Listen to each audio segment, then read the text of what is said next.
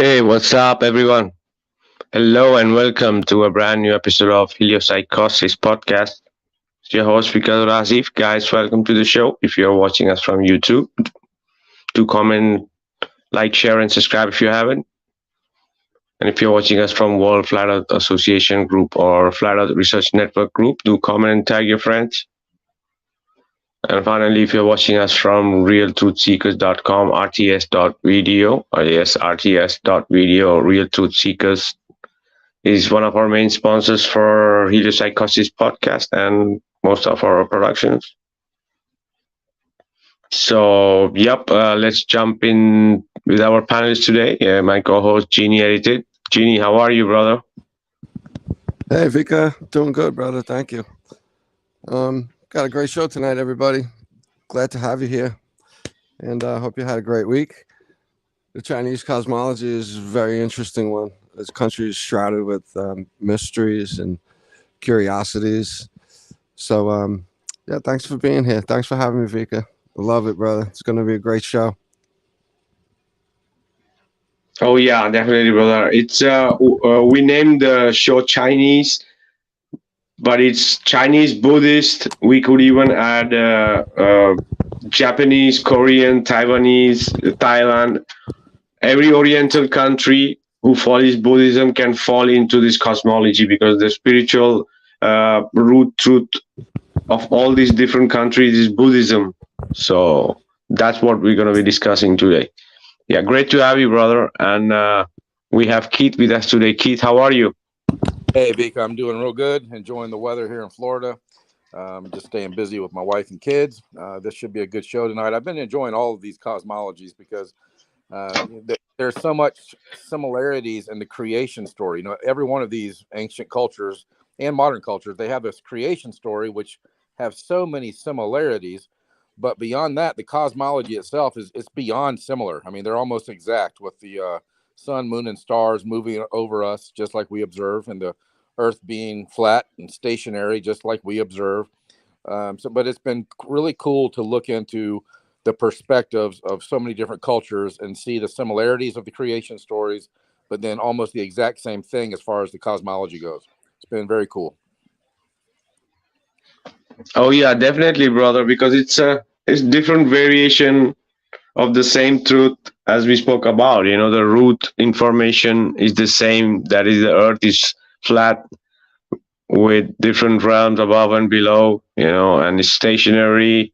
So that's the key truth right there, and everything else is just different variation going through and telling their story in their own way. And tonight's cosmology is no different. Yeah, and also have, as I mentioned before, it's not only about the Chinese, it's also about the rest of the other countries who are with the Buddhist religion, you know, be it Nepal, be it China, be it Japan, be it Korea, Taiwan, Thailand, Indonesia. It's all over that. It's the east, the real east part of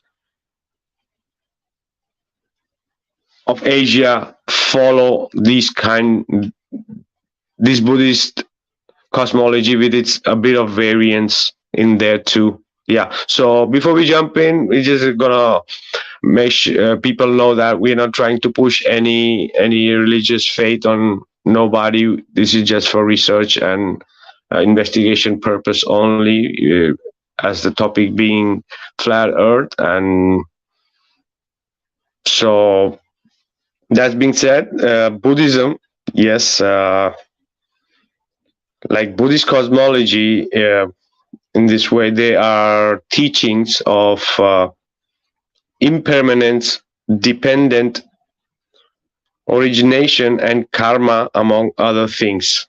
Okay, so what we're trying to be discussing in a way is more than how the Buddhists understand their universe or their realm, or how they, according to them, their world is, more than discussing the physical realms and the heavens. We're going to be trying to look at it in a way of what exactly they they're trying to reflect what they're speaking about their cosmologies, like as sentient beings, like we are metaphorically like hitchhikers, right?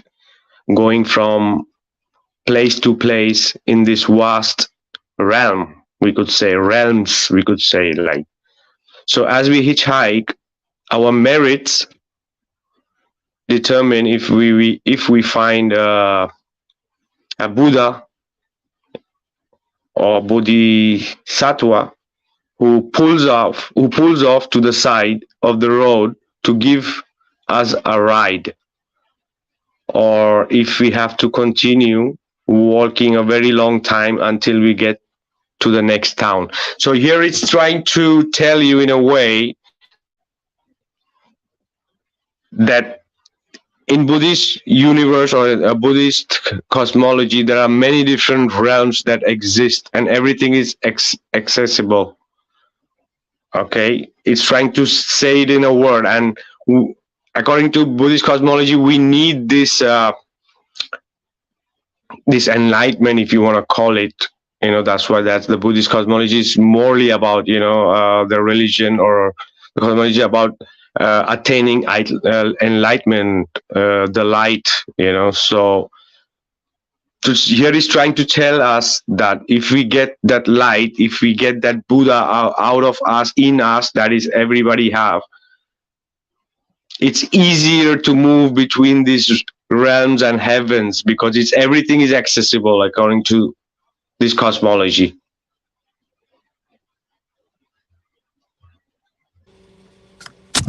That's great, Vika.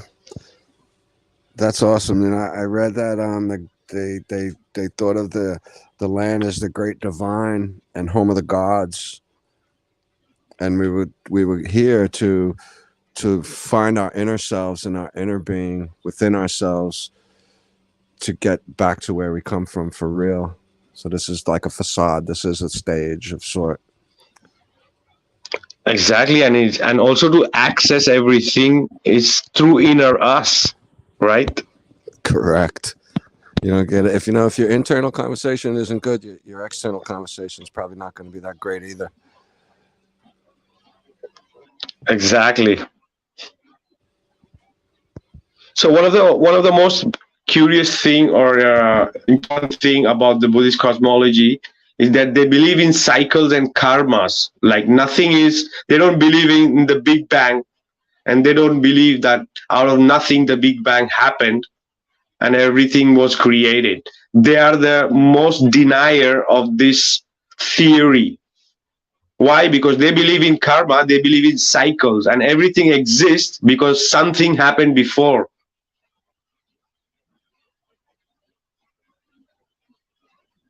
We just then came out of nothing and a bang happened and everything. No, everything is a reason of karma and cycles.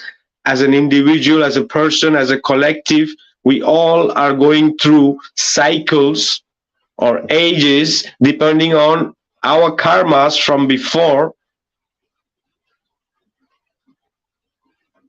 And there could be parts of karma that the humanity is going through really enlightenment and prosperity and fertility and happiness and harmony, to start going poisoning, contamination, dark age, con, deception,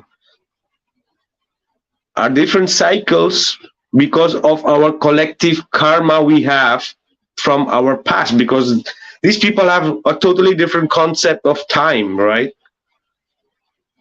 It's crazy. So, bro, maybe that's what brings us here today is our karma, or maybe it's prepaid karma too. We're trying to shred the narrative, this nonsense story that's been washed over most of humanity. Yeah, we all are paying the karmas of whatever we as a collective have done before. So this needs to pass too, but we have to go. I think this the best part of it's try to explain in Buddhism is this, right? We need those muddy waters for us to grow, for us to go to the heavens, or be in different realms other than this realm, which is very materialistic, which could be said as a desire realm, realms of desire, where we have. So it's a part of our process that we need to be here to evolve, to get to better self of us, because it's all a process of evolution of us as a human being, as a soul, as a spirit, as a consciousness, as a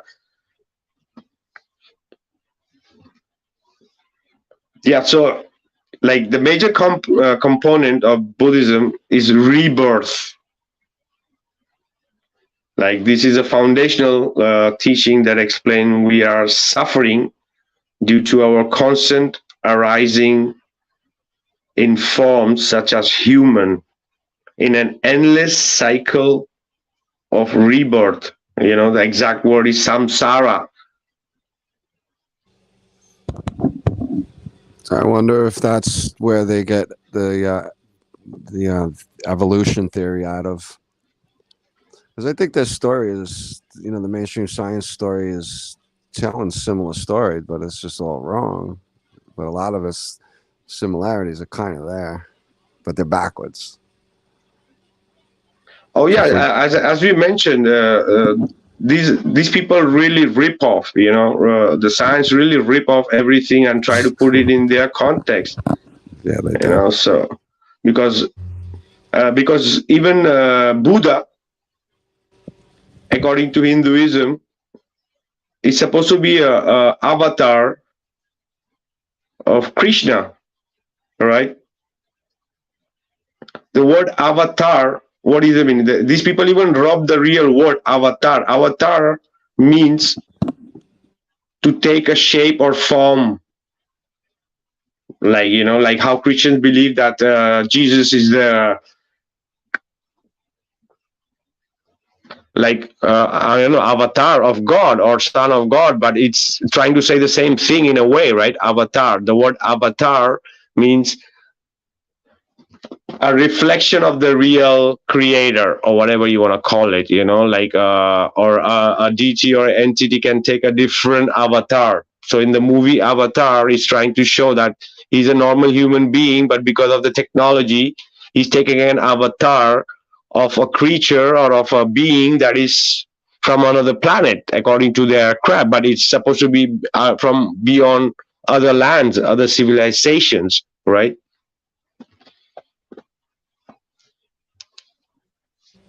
I have to watch that movie. I saw it, but years ago. I don't know how old it is. I saw it a long time ago, but I didn't pay any attention to it. I didn't know better. Yeah. But what I was trying to that the people understand is avatar is the real. These people even rip off the exact word from the Vedics and from the Buddhists, you could call them, because it's the same word, avatar. Avatars of the God.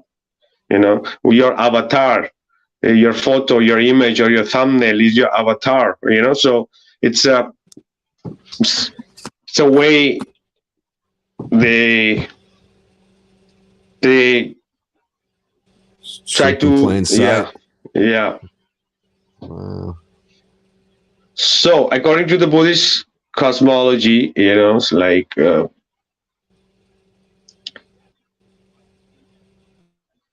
you need merits. You need you need to actually practice as a merit for the future existence to arise in the human realm,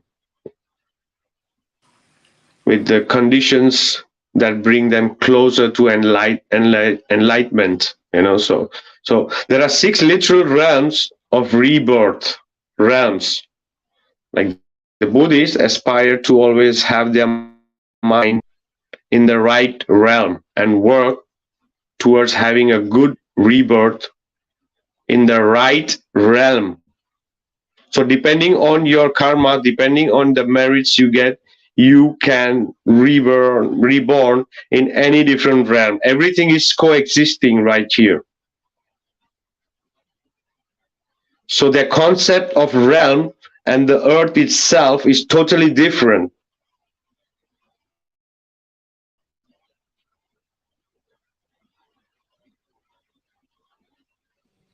That's really awesome. I do believe that they're watching us. They know why we make our decisions, and we're kind of gauged on the inner conversation we're having, because that's the private one where you think you're alone.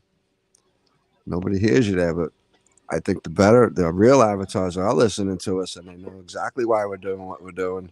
So we can't get anywhere in the future without being real to ourselves. Is that right? Is that what you mean? Exactly. Yeah. Okay. Yeah, that's what I'm getting out of it. Because you could say whatever you want. Yeah, and then you go do something that totally contradicts everything you said. So why is that then? How did that come to be? People know within themselves, and they might not ever say it, but your spirit knows why you did it. And if you're doing mischievous things or devious things to further yourself, you're not going to get too far. Sooner or later, you're not. You might think you are, but you're not. Like these Hollywood stars kind of idea. That maybe that's just a hyper extension of it, but we're all doing that. Don't they sold themselves out completely?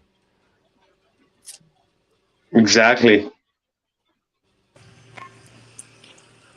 There was And a also, time I yeah, go ahead.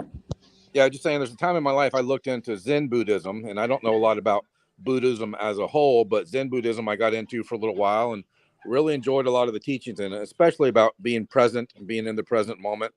There's so many similarities in that and the part of Christianity that I came out of, as far as trying not to live with regret, guilt, and shame from the past, and trying not to live with fear and doubt and worry about the future, but just try to be here and now. And I think that's helped me, be in a position of maybe a little bit of humility, where I can learn a little bit more than the globe trolls or whoever else, that they're just so emphatic and dogmatic about their belief system that, I have my beliefs, I have a belief system, but a lot of it I just chalk up to, well, maybe that's true.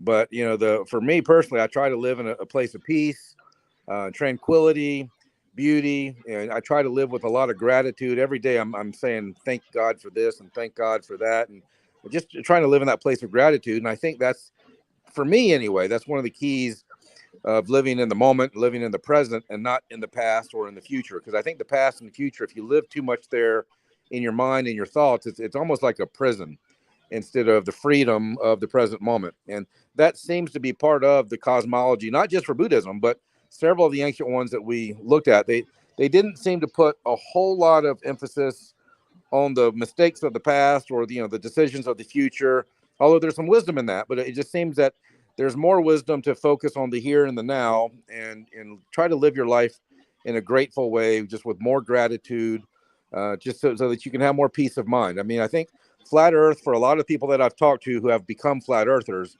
one of the top things they've said is that it has given them more peace of mind than they've ever had in their life. So the truth of the Buddhist cosmology and the other ancient cosmologies we've looked at, I've said several times on the show that truth creates peace and lies destroy it. But the cosmologies that we're looking at, the truth in those should, and for those of us who are flat earthers now, we know experientially that it has created more peace in our life. Exactly, brother, because as you say, the truth gives you peace and lie make you lost. And when you're lost, you're not at peace because you have lost your north, right? So it's, and this ancient cosmology, that's what it means, because it's based on truth. It's based on it's based on reality. It's based on fact. That's why there is no competition against it. With these fakes pseudoscience. So, yep. Well, I was going to read something off of Wikipedia, which I go to Wikipedia sometimes. Most of the time, I just laugh at it because it's so absurd. But it's a good checkpoint. yeah, but I pulled up earlier today the Buddhist cosmology, and Wikipedia actually had some things right. You know, they lie about almost everything, but sometimes some truth gets through. And I'll read this first paragraph off of there, but it seems to make some sense about the subject tonight. It says Buddhist cosmology describes the planes, and that's an interesting word. They didn't say it describes the planets, but they said it describes the planes and the realms in which beings can be reborn. The spatial cosmology consists of a vertical cosmology in the various planes of beings into which beings are reborn due to their merits and development. And a horizontal cosmology, the distribution of these world systems into an apparently infinite sheet. A sheet is flat, I think, into an infinite sheet of worlds. To temporal cosmology describes the time span of the creation and dissolvement of universe in eons. Buddhist cosmology is also entwined with the belief of karma and explains that the world around us is the product of past actions. As a result, some ages are filled with prosperity and peace due to common goodness, whereas other eras are filled with suffering, dishonesty, and short lifespans. So anyway, I found that real interesting, and I think there's a lot of truth in that, even though I found it on Wikipedia.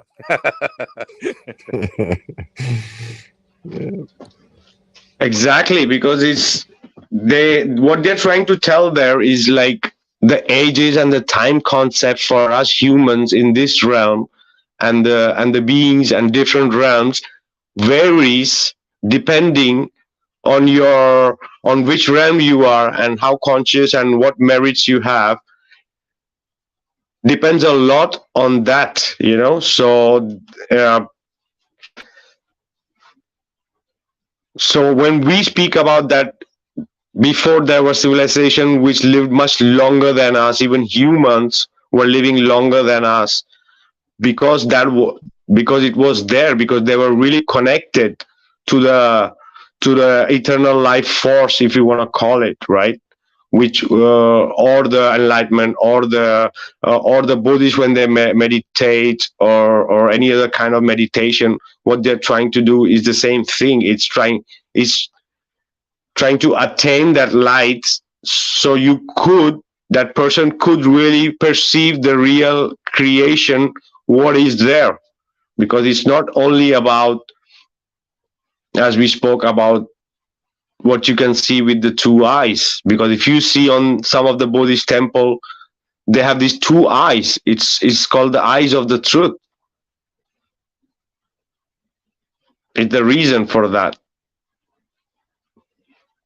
But what he's trying to tell us here is that the humans, even if we are in this realm, we have possibilities to consciously rebirth in different dimension or different realms, where we're going to be discussing much more ahead, what different kind of realms there are of possibilities, so they also speak about like devas are like the god realms, like many aspire to be reborn in this pleasure-filled realm due to wholesome karma, where existence can last for eons, but it's still temporary. You're not going to be like you are once there and everything is awesome and you're going to be for eternity there. Even like that, rebirth is karma. In a way, it's temporary depending on the karma. And then you have the human realm too. Go ahead. I was just thinking, I mean, what you're talking about makes me think of the Christian term of being born again. And I think Christians have it so messed up. And I pulled away from Christianity a long time ago. But the idea of being reborn or being born again, it's another similarity between Buddhism and Christianity. There's back in the day when I used to study both kind of side by side, there was a lot of similarities between Christianity and Buddhism. Even in the Christian, I guess religion you call it, or Christian worldview, there's a scripture that says, "Have I not said that you are gods?" Gods with a little g.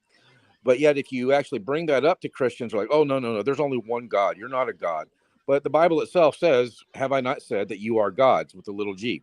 And so this whole idea of Christianity of being kings and priests and being a god, I mean, it's like in Christianity itself is like, oh yeah, but we can't attain that here and now because you're messed up, you're sinful, you're weak, blah blah blah. And in Buddhism, I saw the same thing, that oh yeah, well the Buddha, he achieved a lot enlightenment, and who knows how many lifetimes he had before that, before he got there. And you just do the best you can, but you'll probably never achieve enlightenment in this. It's like they give you a little bit of hope and take the hope away. Give you a little bit of hope and take the hope away. It doesn't matter if it's Buddhism or Christianity, either way. But I think part of this awakening that we're all going through, and learning that the earth is flat and stationary, and the truth of that, and being able to see the other lies that the evil, wicked governments of the world have put on us, is getting us to a place or a better understanding anyway, of who we really are. And I think, if it's not sacrilegious to say that we were created, as you were saying, as an avatar, I would say we were created from a Christian perspective in the image of God. And the whole idea of being Christian means to be Christ-like. And the similarities between Buddhism and Christianity, both, if you take it personally, you can grow and mature. But if you take it corporately as corporate Christianity or corporate Buddhism, you're never going to get there. I mean, it's just another religion filled with so many, in my opinion now, contradictions and things that are actually a problem and a hindrance instead of a help. So that's my opinion anyway. Right, right. And the thing is, like even with the Buddhism, you see most of the monks are there for meditation because, according to Buddha, the humans can attain enlightenment, and that was the reason he was there. And if we speak about how many Buddhas are there, in this realm is supposed to be one more Buddha is supposed to still come. So there are four Buddhas for this realm. So there are how many realms there are? There are so many Buddhas. So there are so many messengers. There are so many entities according to this cosmology.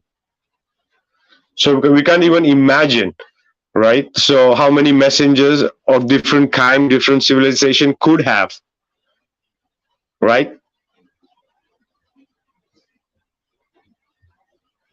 Yeah, I think they had over 1,000 names for them at least.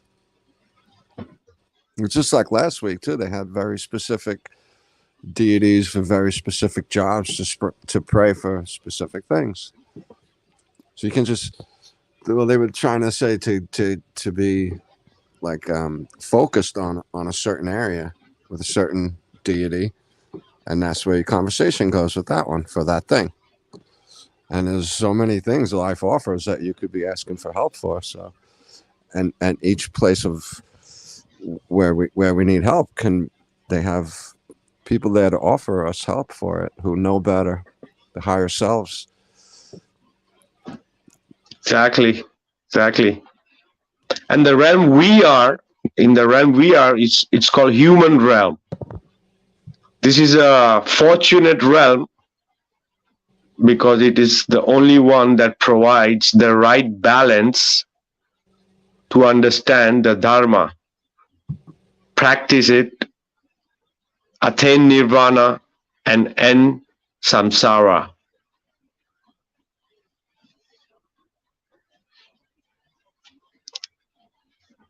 Wow, it's crazy. And then we have the demigod realm, like an evil realm where they often fight with those in the god realms.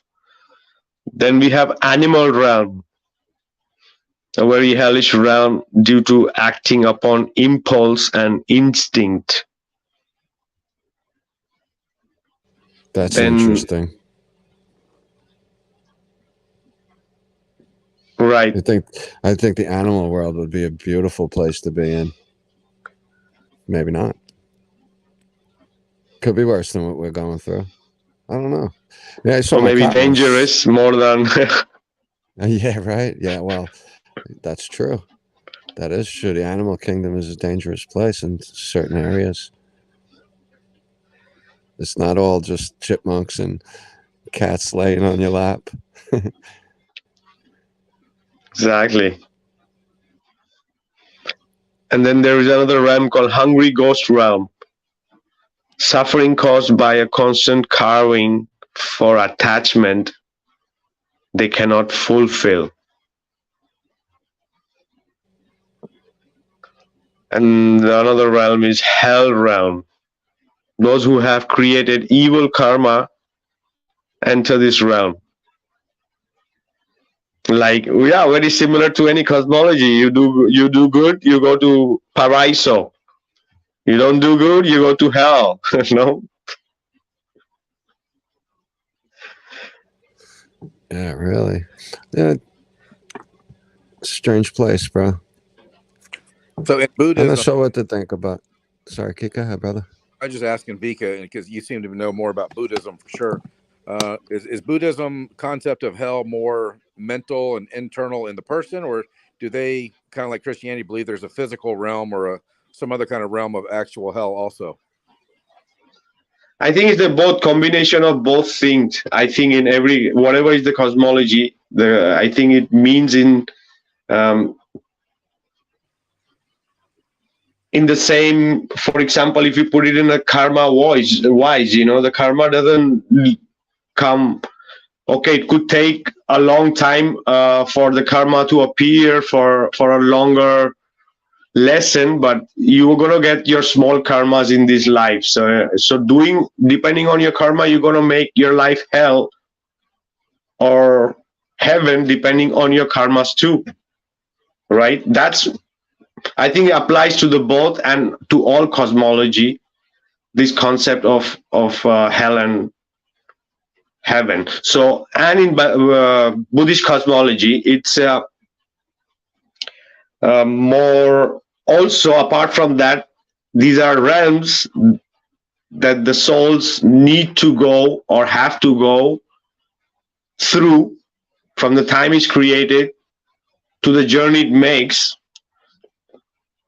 in these realms, going from our starting from the center where is the pure energy, the pure light, the creator, and everything around you have heavens and realms.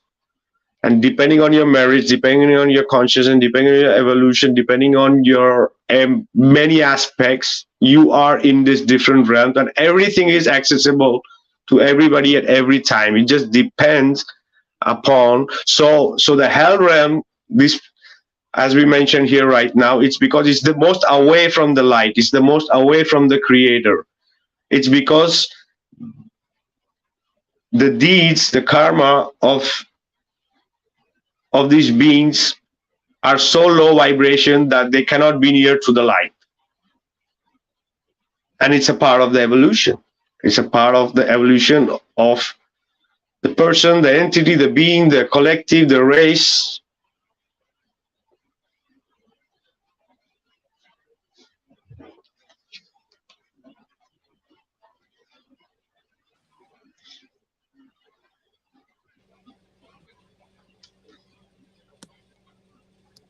So it's a thing. Yep, go ahead, Jeannie.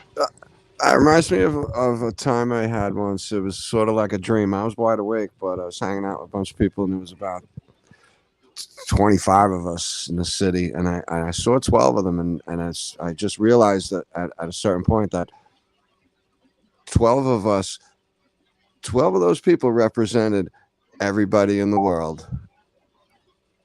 And all those 12 people I was looking at was tied to everybody in the world. So it's like 12 beings controlled everybody here or something like that. It was just really weird. And it said that we're just here growing. We're here learning and growing, and just be good. Try to be good. Don't do stupid things to other people to try and get yourself further. Basically the message I got out of it.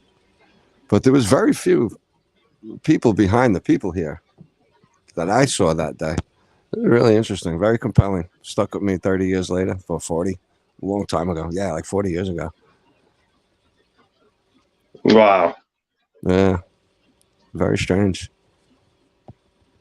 Yeah, and also about the about this curious thing about this realm is there's a component, an important component of all this realm is that existence in any of them is impermanent. even though in some of the realms one can have a long lifespan, when karma had been exhausted in a realm, one is reborn in another realm. So it's just cycles between cycles between cycles in different realms.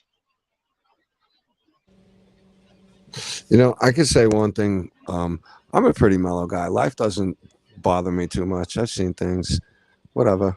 I appreciate the temporary attitude of everything. So that helps me. It's like it's nobody's going to care in 100 years. So why am I going to care now? It's not affecting me, and there's nothing I can do about it. But yeah, that's what we think. But it's not, because all these small lessons, all these small lives is a part of the big picture that we need to complete. Right? So every time we have things to do and things to make and things to learn and things to teach and things to experience for the next or for the next or for the next, because it's a part of it. And what we are doing right now will depend what's coming ahead. Exactly. That's where my concerns go.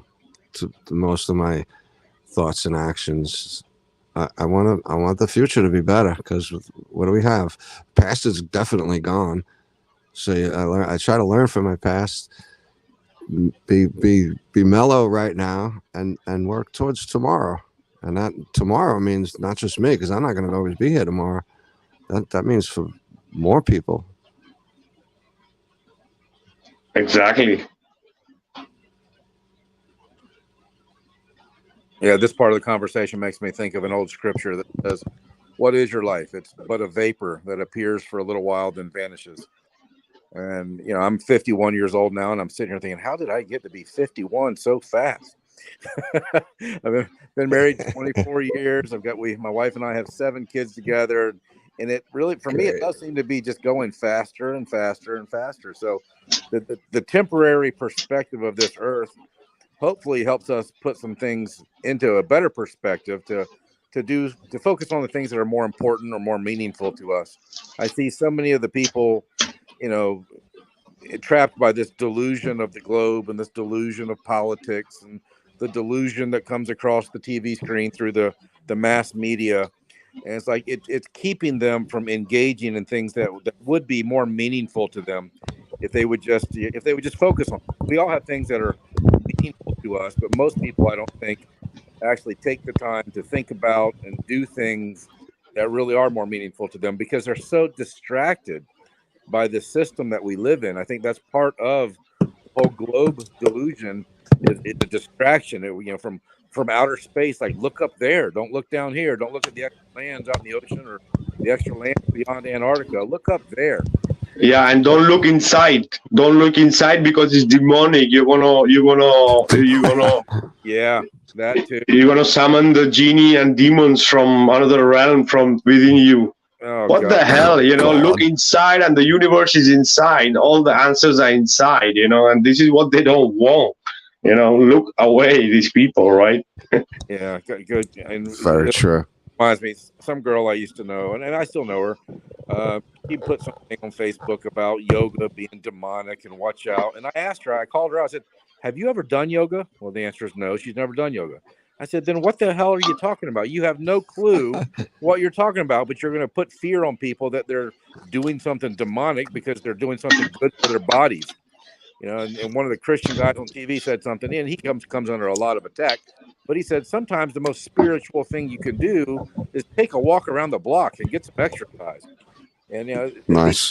these people that see a demon behind every door, and try to put fear on people about the evil and the devil and the demons, whoever they are. Dude, I am so far removed from that it really kind of turns my stomach. Part of me just laughs at it, but part of me gets mad, because I know that part of the delusion is out there, and there's people spreading those lies all the time. That, oh, you got to watch out. The devil's going to get you. Oh, you got to watch out. He's going to beat you up and take your lunch money again. Oh, you got to watch out. And it's like, no, you really don't have to watch out. You just have to, not just be a good person, but focus on what's meaningful to you personally. Be truly grateful to whoever you believe the creator is, in our hearts. And like you said, Vika, don't look inside of you. Watch out. Look at you. That could be, you could be, the heart is deceitfully wicked above all things. Well, yeah, there's some evil inside of me. There's evil inside of all of us, but there's also good in me.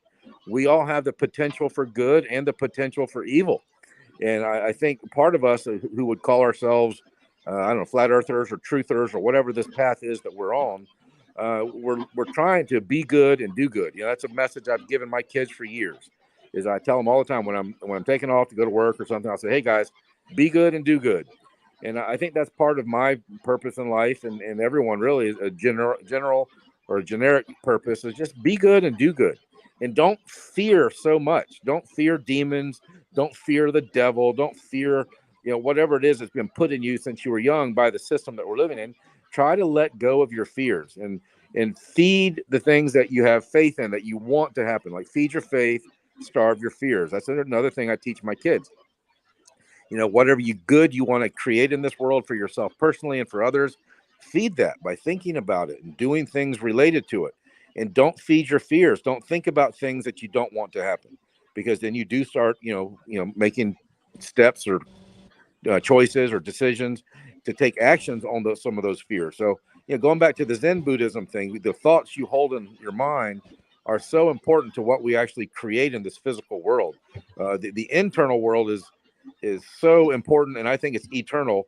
The external world is temporary and not as important to me personally. So, for whatever it's worth, that's just some of the things I share with my kids.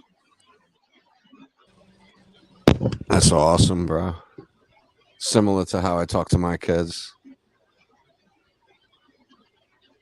Yeah, exactly. The important is that we be kind, respectful, and do good as much as we can. That's the more important, right? You cannot change things. There would be time where things don't go according how you would like to go, but it's a part of it. It's a part of what we have to learn, you know. So, according to Buddhism, especially about this realm where we live in, the human realm, like, is a desirable place because it has the right conditions for the enlightenment. However, the human realm is also a very rare existence for rebirth. So, one should use this opportunity to devote themselves to the path, whatever their path is. So the heavenly realms may be pleasurable and in some instances conducive to future awakening, but it is right in the mud of the human realm where one can fully bloom into enlightenment. That reminds me of a seed growing in the dirt, in the dark, right? Yeah, if you see in Buddhism and Hinduism and the Tibetan cosmology, they have a lotus representation. Right. It's a very important representation because according to the religion, they also think that it's like the earth, part of earth is like in the form of a lotus because, and also it speaks about the representation of lotus is like a lotus grows in a mud, in a puddle, it needs to grow in that place and push itself through the mud and grow into a beautiful flower with no mud touching to it. It's a representation of how human can become when they get enlightened. So when we are in this realm, exactly for that reason, to experience growing from that mud and becoming that lotus flower, right? Opening that lotus flower in that pond, making itself through the mud and through the water and coming on the surface and opening it up.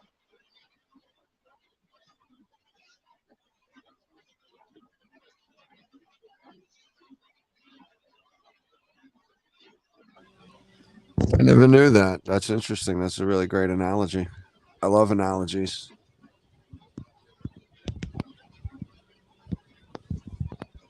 That's a very popular tattoo also over here in the States. A lot of lotus flowers. I wonder if people understand what it's about or what they think it's about. Right.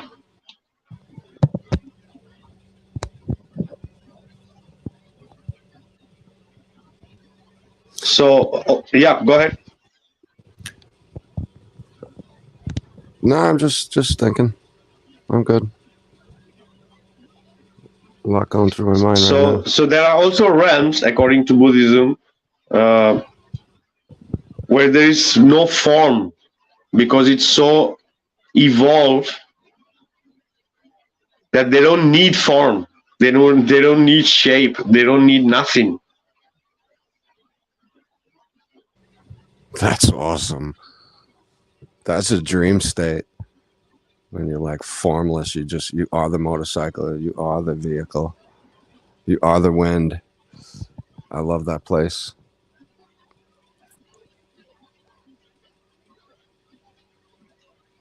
Right.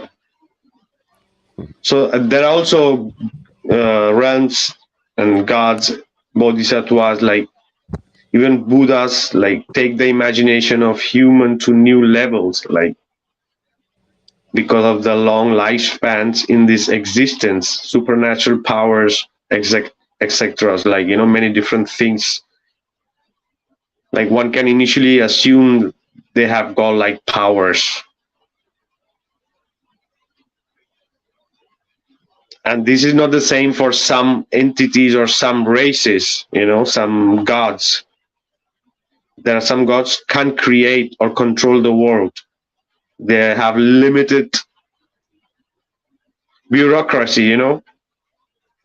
Like these realms are important for lay persons because they encourage one to strive harder on the Buddhist path.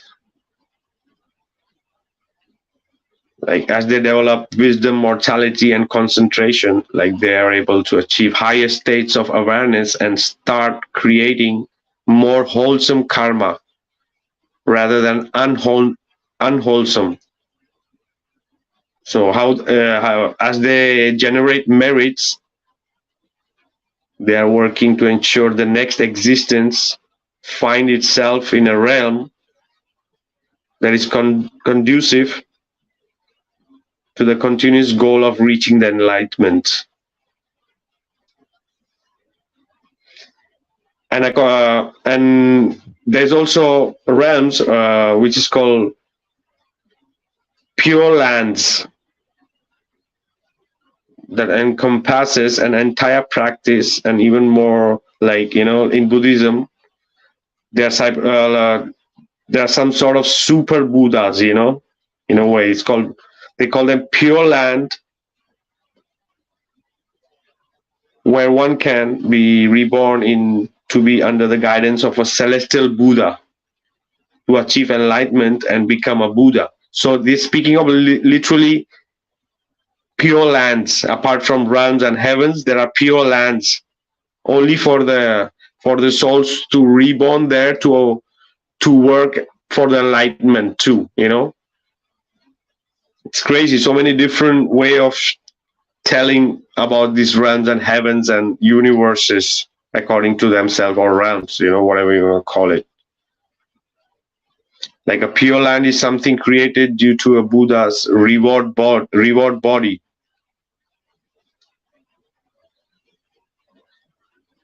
Like due to their desire and vow to help sentient being, a pure land is generated around them. This world is similar to a refuge or a safe haven for those who desire to reborn there.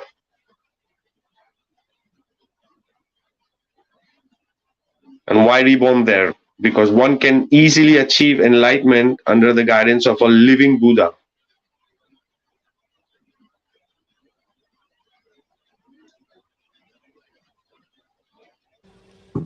That's great. It reminds me of so we're all humans here, and our lives are very important. But you know how important your crayons were in first grade, right? They're not so important anymore now, right? So that reminds me of what the next life is going to be. It's going to be way more important than this one. But you still need Oh, your yeah. crayons. You still need to use your crayons, though. It's important to take those steps and understand what it's like back then. So you can't, like we said, you can't start building a building from the second floor up. You got to start on the bottom. Exactly, and it's not that easy, that it's on a snap of a finger that the people can get enlightenment. It's very similar to you going gotta. to a school, and everyone is at a different levels. Regardless, Absolutely. anyone who gets to a pure land is able to progress, even if it takes long, since they are uninhabited by the material world, which can be very distracting.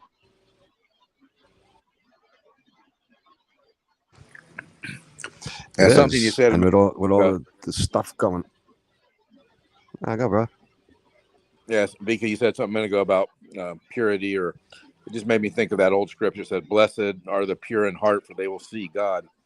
And I think that has a lot to do with our motives or our intentions.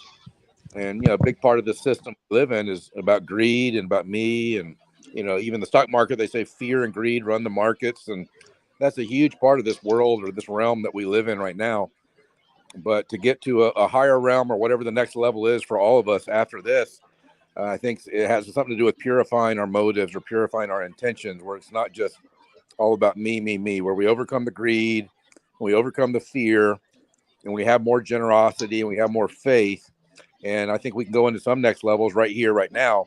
But, for me personally, I'm looking forward to see what's next after this physical life on this plane that we live on. I'm excited to see what's going to happen next. So am I. People get freaked out when I say that. I'm like, no, I love life. I'm having a great time here. I really am. But I'm excited to go to first grade. I feel like I'm in kindergarten right now. I really do. And I'm psyched to go home with a great story. How good I did, and how much fun I had, and all the people I met, and the friends I had, and all that good stuff, and my crayons. I resonate with that too, man. We're here to learn and grow, and as far as we know, nobody gets out of here alive. So for me, death is just a door. It's not something to be scared of. No, really not. Sure, I don't want to die slow under a bus or something.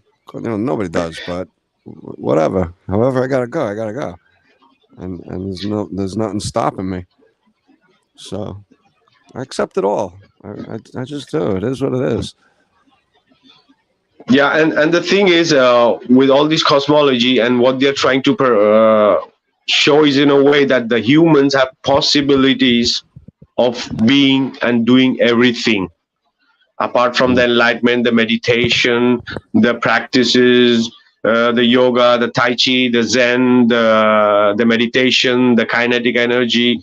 All this is it's not superpower, or it's not demonic. It's just a human have capability of with energies and frequencies and chakras and everything else, the energy of our human body, the magnetic field, the toroidal field, everything around. We, as a center of our universe, have the possibility to connect on every level with the nature and become like superpower. It's nothing demonic about it, because it's built in us. So if you can freaking hang upside down doing a yoga for 1 hour, that's a superpower in itself. Oh yeah. And you can, because of yoga, you can hold your breath and be underwater. The guy who does that ice thing and be underwater, Wim Hof. He practices yoga. What is demonic? It's a power of mind and consciousness. Why these gurus who are in the Himalayas, or any saints who live in the forest or in the mountains, can face the hardship, because it's mental power, it's conscious power, and every human have that potency to activate all and everything that the human mind and is there, what the creator has given us to do and perceive this world. There are things, for sure, we discussed, like Gene know too. Like there's so much more to this life, right? Like we can access, you know that the people cannot even define and imagine that it's possible that the humans can do this, right? So stop freaking being died awoke and demonizing everything. Try to understand and see and learn, because it's all the same in different way and explain, but it's all speaking about the same thing, connecting to the real divine. And as we are born in this realm, in this form, we have some things for us to experience, in a way, for us to connect in our culture, in our tradition, in our way. The important is to connect and stop freaking looking for differences and start looking for similarities, right? Sorry, guys, I just. No, you're right. You're right, Vika. We do need to put the differences down, because that's not what we want to talk about right now. Talk about the similarities and how we can hone in on the good things. We're all going to have differences, so that's okay. That's not a real problem. We're all kind of talking about the same thing.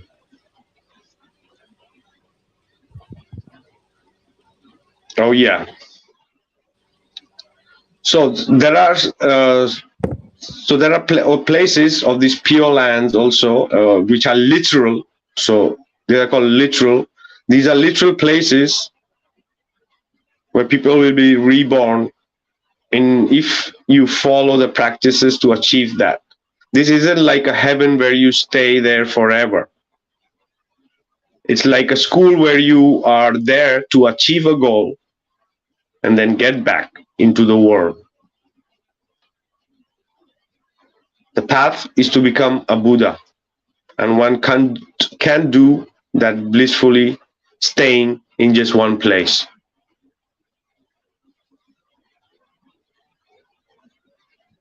The other type of pure land is mental.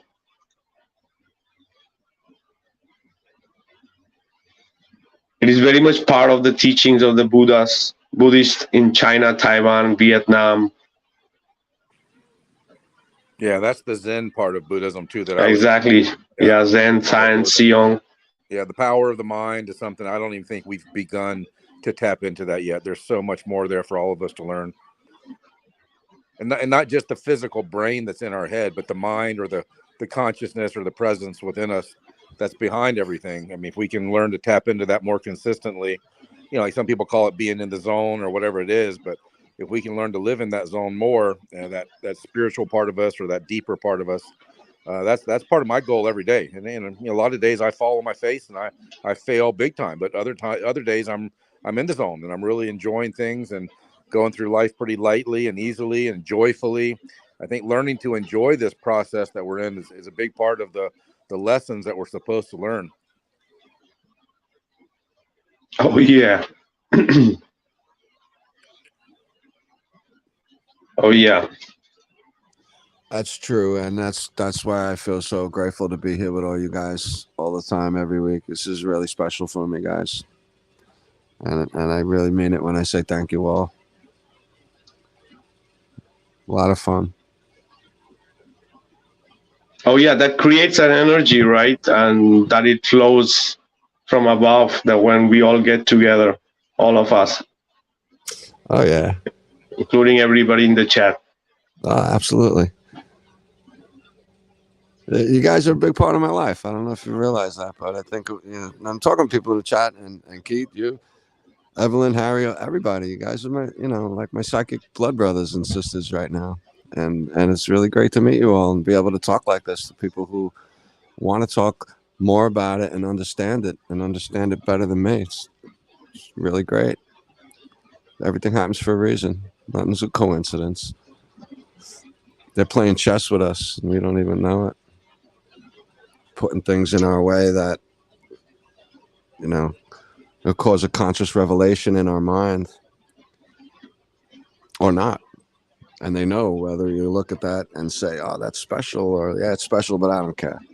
I'm too busy. I got TV to watch, or whatever the case is. But the distractions are so many to keep us out of our own mind. Yeah, and it's not just distractions. I mean, for me, it's the word deceptions, the stuff that we think we want, or we Right. think it's going to make us happy. We think it's going to give us joy, and so we waste time and energy and money going to get it. And then when we get it, we realize, hey, that didn't really do it for me. Right. What's the next one? Yeah, exactly. So that's the deception of this world and this system. Right. But the distractions, that's every day. But the deceptions, I think that's where we got to be more aware and alert to try to avoid. That's a good point. Yep. Sure, there's a big difference between the two, and they're intertwined, but they're very different.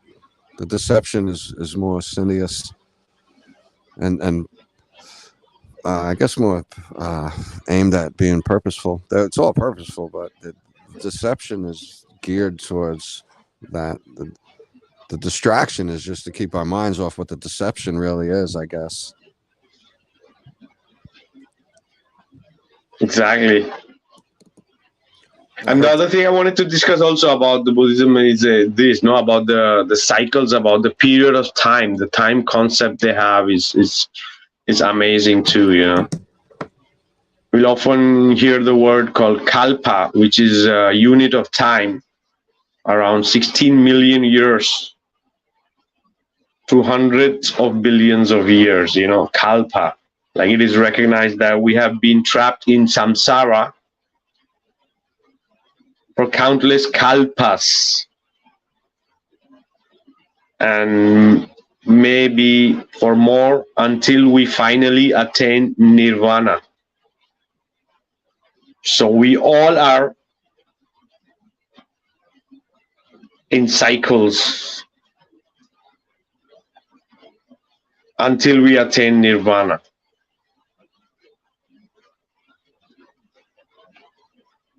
Like, a kalpa is extremely a long period of time. Like, it's an expression of the creation and recreation of a world. We have had several kalpas and Buddhas before, and will come in the future. So there are 4 different lengths for kalpas: regular or traditional. Of this is about 16 million years long. A small expression is about 16 billion years long. A medium expression is 320 billion years long. And a great kalpa is around 128 trillion years long. Kalpas That's awesome. can have That's one big difference. Kalpas can have up to 1,000 Buddhas. I don't know.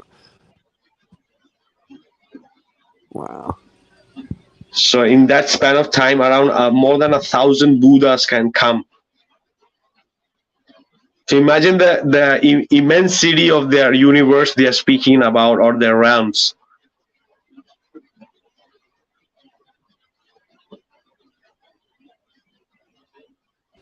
That's the vastness of space.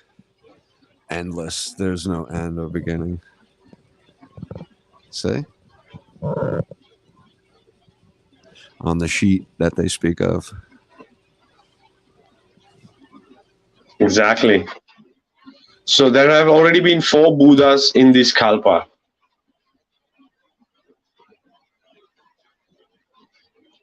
And there's supposed to be also come one of the Buddha called Maitreya.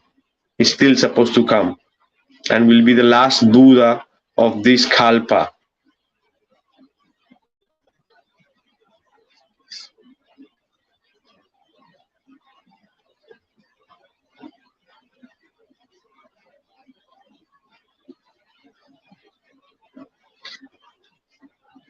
This is also known as a great eon. like trying to describe a regular kappa.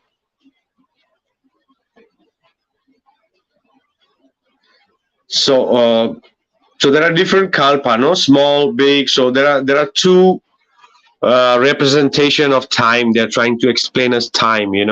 One is called mustard seed kalpa. We all know what is a mustard seed, right?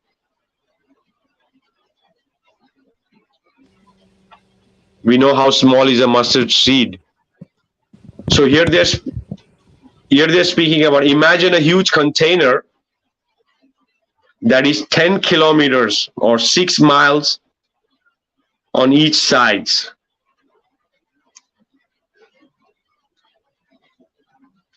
And then every 100 years, you imagine that container is filled with mustard seeds. And every 100 years, you take out that one seed. Now you imagine how long it's going to take to remove all those seeds if we only remove one every 100 years. And this is like that. That's a small unit of measurement. It's called Samkhya Kalpa. It's crazy.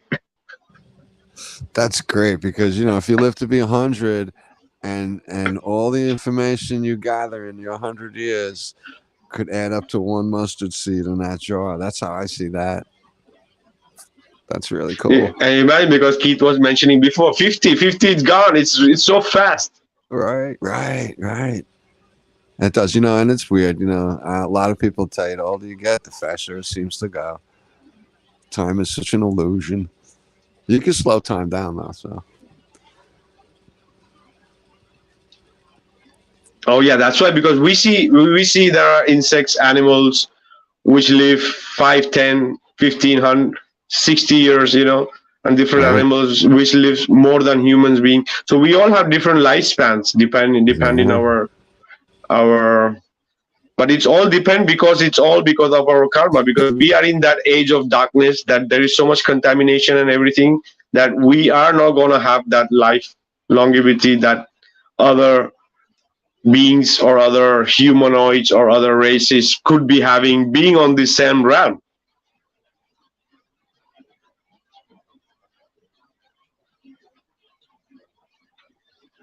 So there's another unit which is called the boulder kalpa. Like another analogy, like if you have a huge boulder with the same dimension as we explained in the mustard seed kalpa, now every 100 years rub the boulder just once with a sandpaper. So imagine how much time it would take to disintegrate the whole boulder.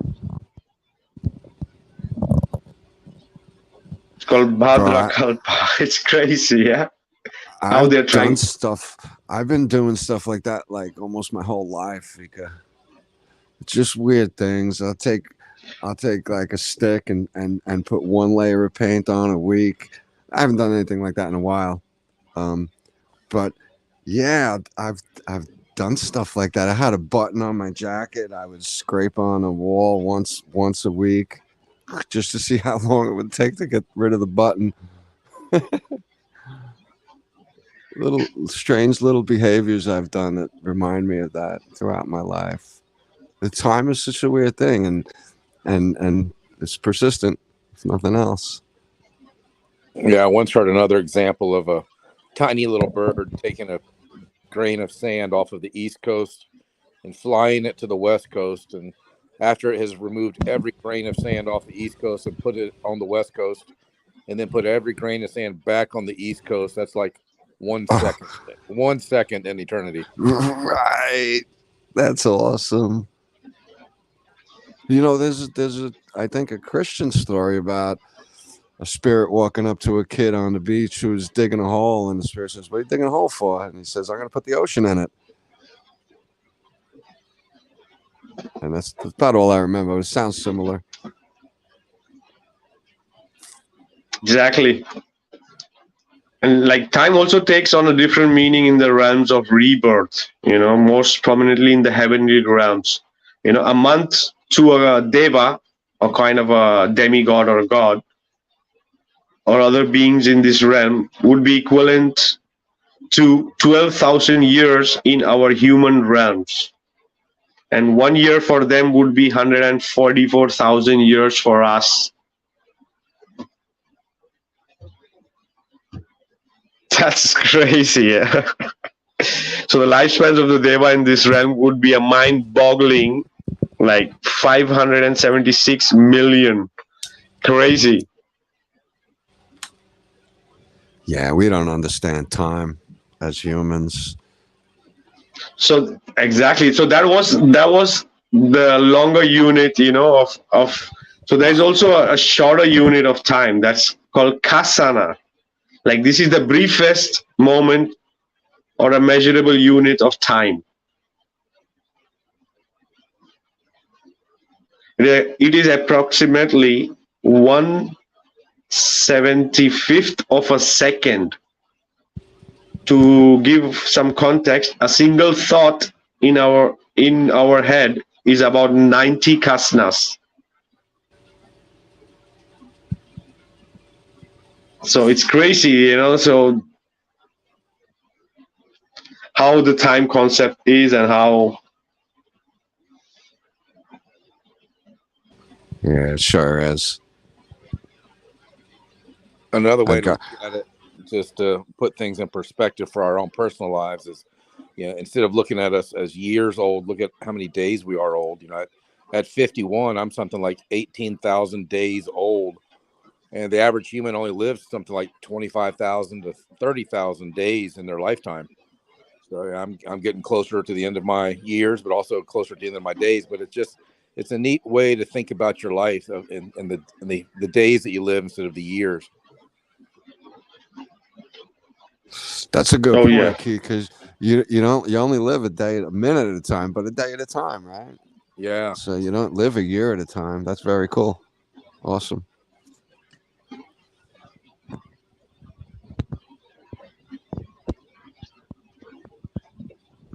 Yeah, and how you say, the mainstream media always, they want to put their things in their own context. So even with the way the Buddhist cosmology, they have world systems, different world systems, and the mainstream media want to call it solar systems, right? Endless space, but it's not like that. It's the realms. It's different world systems according to their own uh, evolution.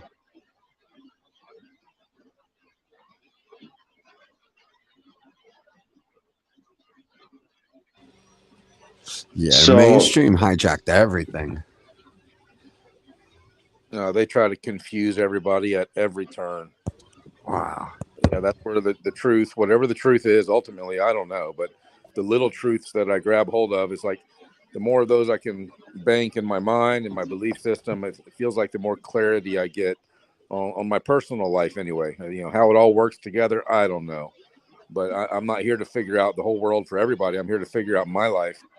And, like I said earlier, the truth creates peace, truth creates life, truth creates joy. So the more truth I can hopefully find and discover in my life, the more peace and joy I'll have. oh Totally, yeah. Keith. When I started looking into the flat Earth, I was into a whole bunch of other stuff, mud flood, Tartaria kind of stuff. It was interesting. But when I realized, it didn't take long either. When I looked into the flat Earth to go prove the globe being the right way to look at things, I became a flat earther like that day, that morning, and it took stress off of me that I didn't even know I had. It was like a rebirth of some kind for me, because like I said, I'm a pretty mellow guy. It's hard to ruffle my feathers, I guess. I tried to be, but it's not impossible. But it did. It dropped a blanket of ease over everything at that point, and I didn't even know that I needed that. It's pretty awesome. Yeah, there was a time in one of the Facebook groups that I do that I just asked them, I said, what has the knowledge of flat earth done for you? Not those of you who are on the fence and you're not sure yet, but those of you who the earth is flat, what has that knowledge done? And the top 3 answers that came up again, this was a group of, at the time, I think the group only had 7,000 or 8,000 people in it. Now it's got a lot more, but the top 3 answers was it gave me more peace of mind, it gave me a greater sense of freedom, and it gave me a closer connection to my creator. Those 3 answers came up again and again. Very cool. Yeah, I would agree with that 100%. And like I said, there was things I didn't even know what it took away, but I feel like a different person.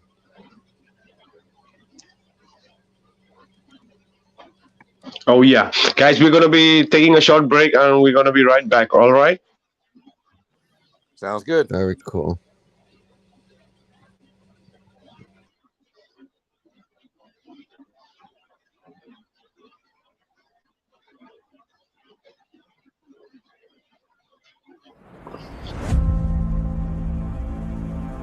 There is nothing you cannot be, there's nothing you cannot do, there's nothing you cannot have.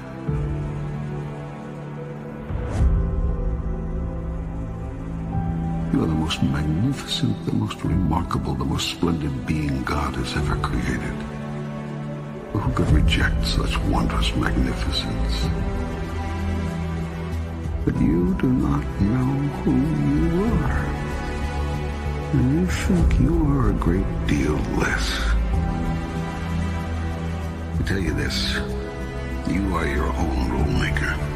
You set the guidelines, and you decide how well you have done, how well you are doing. For you are the one who's decided who and what you really are, and who you want to be. The process of creation starts with thought, an idea, conception, visualization. Everything you see was once someone's idea. Nothing exists in your world that did not first exist as pure thought. Next comes the word. Everything you say is a thought expressed. It is creative and sends forth creative energy into the universe. Next comes action. Actions are words moving. Words are thoughts expressed. Thoughts are ideas formed. Go first to your highest thought about yourself. Imagine the you that you would be if you lived that thought every day. Imagine what you would think, do, and say, and how you would respond to what others do and say. This whole process is a massive move to consciousness. What you will find out if you undertake this challenge is that you've spent half your life unconscious. That is to say, unaware on a conscious level of what you are choosing in the way of thoughts, words, and deeds until you experience the aftermath of them. Then when you experience these results, you deny that your thoughts, words, and deeds had anything to do with them. I want to remind you to continue to dream and dream big.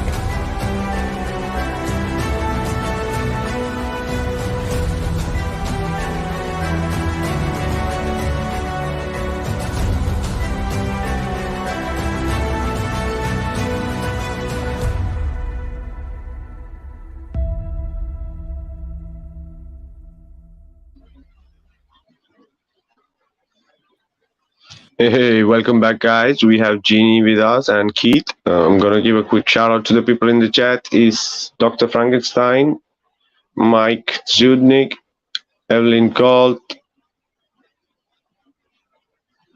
Yeah.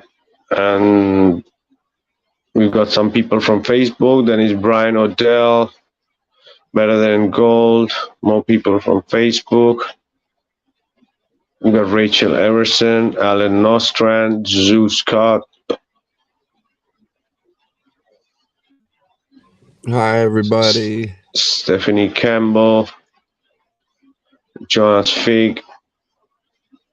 Yep. So, according to the Buddhist realm or Buddhist universe or Buddhist world, it's considered from the point of view of its origin and its configuration.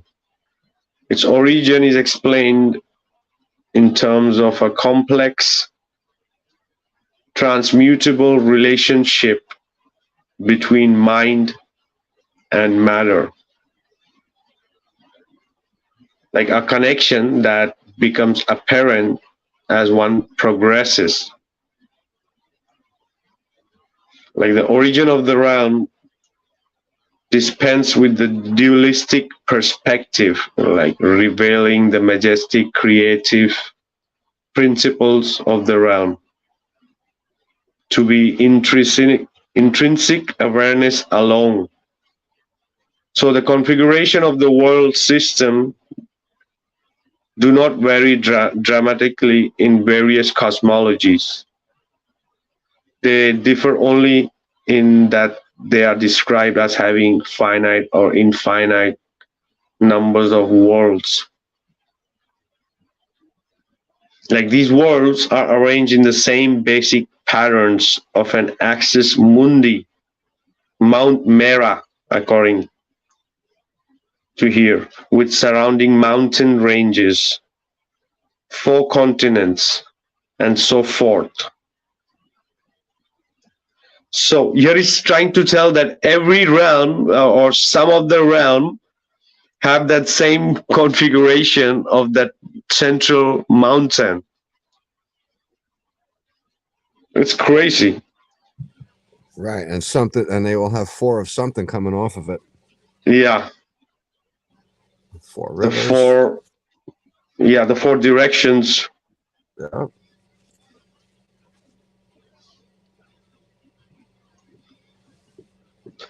Sentient beings are classified within a single world system model, world system model. Like the various part of the Mount Meru, the continent, and the oceans are inhabited by beings whose lives are progressively more refined the closer their abode or their house are to the top of the Mount Mera, with the highest worldly states of existence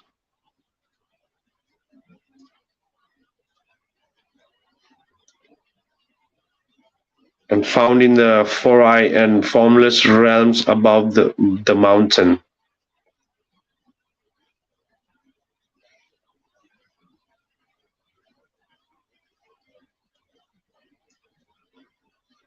One thing I noticed with the cosmology is that they have the different layers. Everything was in a different, like the sun and the moon were in a different layer in this one, which I thought was a little different from the others. Right. Like the Buddha said this, like the world is like a dream or conjuration. Therefore, to be comprehensible, his teaching must be necessarily express themselves in a way which makes sense in each person's dream.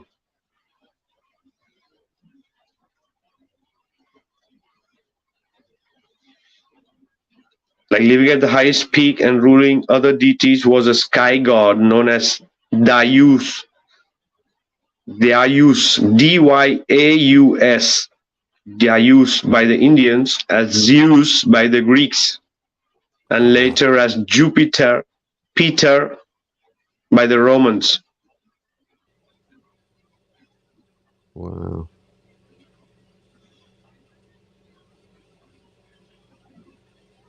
So like the sacred mountain for the Greeks were the Olympus, and Sumeru for another, Meru for another,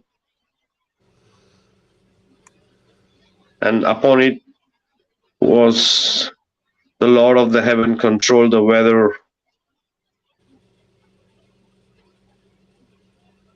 And keep in mind, everybody, this is all that is all from before 1400. These are all the old cosmologies, and that the globe is only about 500 years old.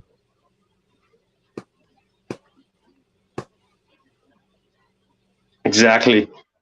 So this early belief became extended to consider our world no longer as unique, but as just one of a group of a billion similar world systems, each based around its own central four-sided mountain, each face of which was made of a differently colored precious substance, like the Indians thought of their land Jambudvipa as being a trapezoidal continent to the south of the sacred mountain.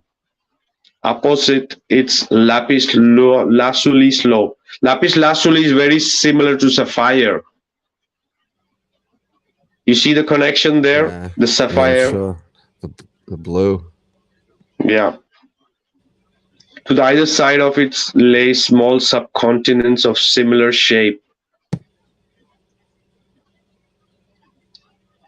Other continents flanked by subcontinents lay opposite the other face of Mount Meru, a semicircular one to the east, opposite the crystal slope, a round one to the west, opposite the ruby slope, and a square one to the north, opposite the emerald slope. In invisible worlds high above the summit of Mount Meru, one above another, were the realms of the various classes of gods, whereas in recesses far beneath the earth were the hells and the lower abodes.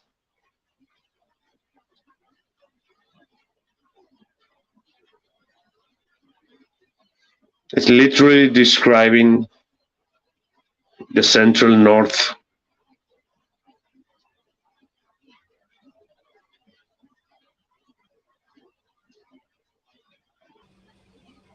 It is, and then the lands beyond it, where we are, right? Right. Just changing the subject a little bit. My wife and I were talking today about Christmas and some of the things that we do. And I shared my opinion on here before that we had all these giant trees across the earth, and at some point they were obviously cut down by someone or something. Who knows who knows how? I don't know. But if there was a tree of life at the center directly under Polaris, my belief is that it's cut down, and now that's Black Rock or that's Mount Meru or whatever it is. But think about Christmas time, and that's what we do. We go out and cut down a tree and then put a star on top of it and put the lights around the star, just like what we see in our world. And we're all doing this. A lot of us do this every year, not even realizing the implications of what might actually be real in this realm. It's a great point. And the celebration day is like 6 months off anyway. People don't want to hear it. Right.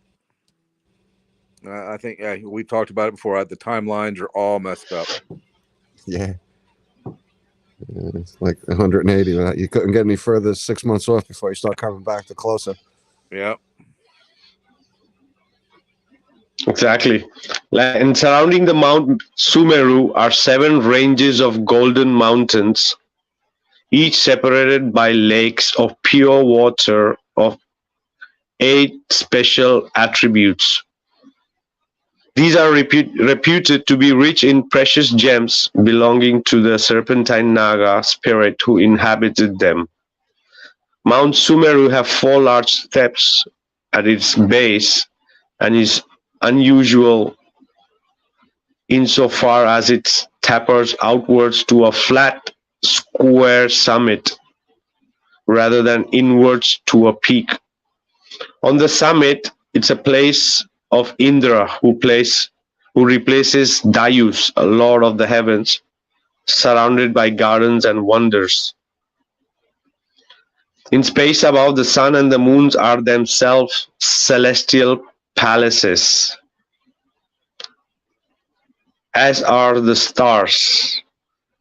Then in layer after layer, one above another, and interspersed with a rainbow-hued celestial cloud. are the first 17 realms of the form gods, and above them are 4 realms of formless gods.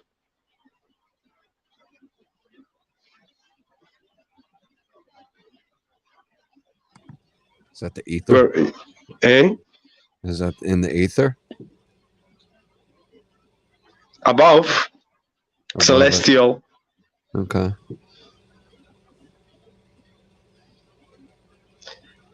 And exactly as we mentioned, yeah, go ahead. I like the idea of formlessness.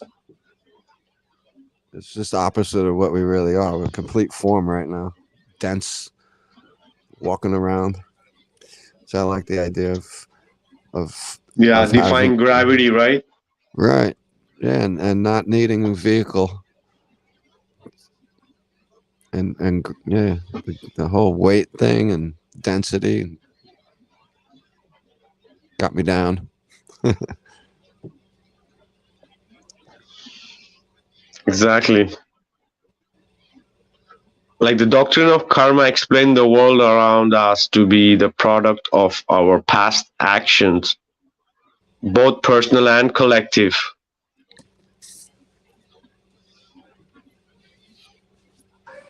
Yeah, for me and my perspective, there's things we can control and there's things we can't control. And even in the Christian persuasion, there, just like Buddhism, it's like this, oh, well, it's everything's karma. No, not everything's karma. I mean, for me personally, there's some things we can't control. I mean, all I can do is focus on those things that I can control. And there's some things that happen to me. There's some things that I make happen. And there's some kind of happy medium or balance between that. But I feel like people take some things just too serious and take a lot of joy out of their life when they try to take 100% responsibility for every little thing that they are living in their life. I mean, none of us, we didn't create the coup from 2 years ago. We didn't create the lockdowns. We didn't create all this stuff. I mean, those things just happen. So I don't know where the balance is in that. But for me personally, I don't buy into the whole everything is karma, that everything in my life is all because of what I did. And I don't get you reap what you sow from the Christian persuasion, that everything in my life is because of the benefits of the good I did, or the negative because of the bad that I did. I just don't buy that it's 100% all me. I think there are powers. But what is good, brother? What is good and what is bad? It's all is our concept of good and bad. What is good for somebody is bad for So and the karma thing is like sometimes we need to do that mistakes or negative things that happens in our life, even if we can control it. It's because it's a part of the learning. It's not because you made it. It's a part of our lesson that we need to learn. So we have to get, because this creation is allowing everything to manifest in its every way possible. Every outcome is possible, right? Yeah, and I agree with what you just said, Vikka. I think we're on the same page with that. That it's not good or bad, ultimately, but I think that the teaching of karma, and that some of the teachings in Christianity, definitely some of the teachings in the New Age movement, is that there's no evil, that everything is what it is, but no, there is evil. I mean, if somebody abused as a child, that's evil. They should be punished. But there's good and bad. That just depends on our perspective. But there is evil in the world, and so I guess that's kind of the part that I'm talking about. Maybe I'm. Oh yeah. The darkness needs to exist for the light to shine, right? How is the light gonna shine if there is no darkness, right?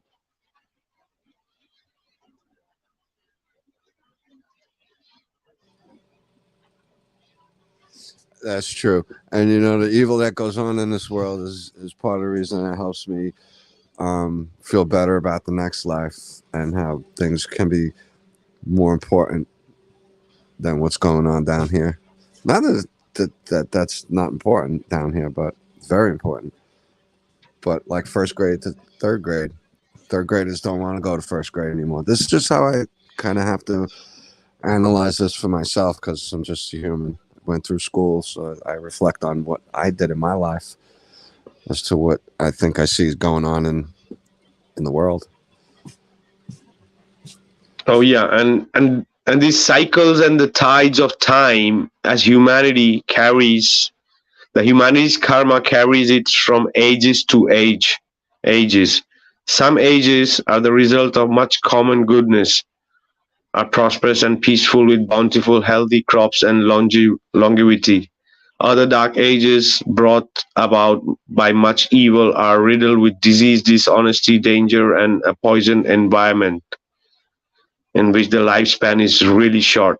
Unusual karmas produce unusual results, and some worlds are said to be totally different from anything we could ever imagine. So you know that just made me think that the acceleration of what's going on around the world right now. They want the population numbers to drop. So there's only two ways to do it: is that to increase the death rate or decrease the birth rate. So maybe the acceleration is just going to help us, because I'm not into much of what's going on around here these days. I don't know how many people are, but some pretty dirty people got a hold of the system here, and a lot of it's just being caused purposefully. So there's no accident. The acceleration is going on at this rate of speed. Exactly. With the all the evil we see today, we know it's not positive. We know it's not good for anybody, but we know in our deeper self that all these things needs to happen. Right. I was talking to a friend, and she was worried about her grandkids, and I said, don't worry so much, because it could be really good for them to go through this. I don't know. We don't know. It's not for us to say what someone else is going through, though, right? Hopefully nobody takes it the wrong way, but maybe the dark side of me is like, maybe the depopulation thing is a good thing. You walk around and you see these zombies who can't think for themselves at all, and you're like, oh my God. So, I mean, hopefully you take that with a grain of salt, whoever's listening. But sometimes it makes me wonder. No, they got these robots walking around, so can you even count them as people? Are they all really people walking around? I'm not even sure. They showed movies about realistic robots long time ago, and the Terminator even said, what did he say to Sarah Connor? These new Terminators are hard to tell. The other ones were plastic looking. These ones, they sweat, they have bad breath, everything. Yeah, I'm like, oh, they're talking to us right there. And that movie was pretty crazy, but that little part right there was very compelling to me, because they're not showing us that. They're not admitting to everything. They show us everything, but they're not admitting to it.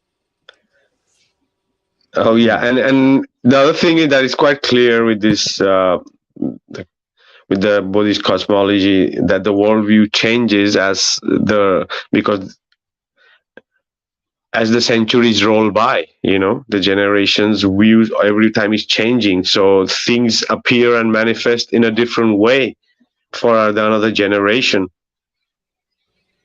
Right.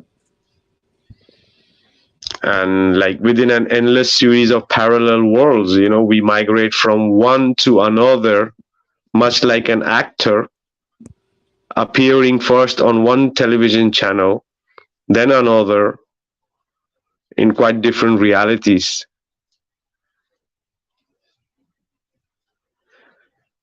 And the other thing I wanted to mention also is about the Buddhist mandalas, the geometry of illumination. Have you guys know about the Buddhist mandalas these people draw? Freaking amazing. They're beautiful. Love them. Oh yeah, that represents a lot. Yeah. Yeah.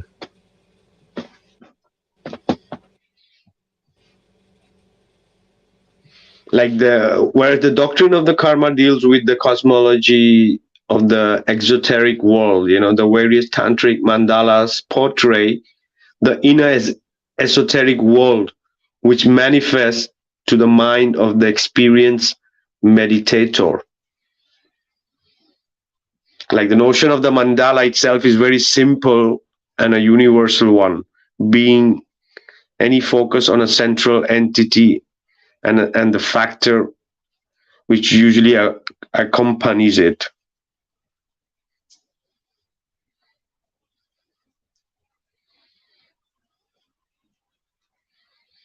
That one central fact will bring with it's the sale of the, like, you know, what it also represents a palace in a way. You know, if you see these mandalas, it's a representation also of Earth. You know, it's a representation of the Mount Meru with a square in the middle and a circle, outer circle.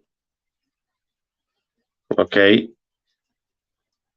it's not a circle within a square. It's a square within a circle. That's a very important point here as we speak about the square Earth or other cosmologies, you know, speaking about. So here he speaks about a square in the middle and a circle around it.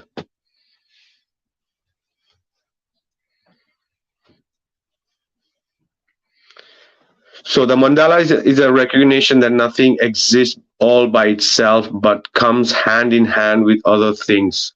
Speaking about the Big Bang. You know, so everything comes in hand with other things and has inexorable implications and repercussions. So nothing Big Bang happened. Everything is created and is the reason and a consequence of everything that happened before.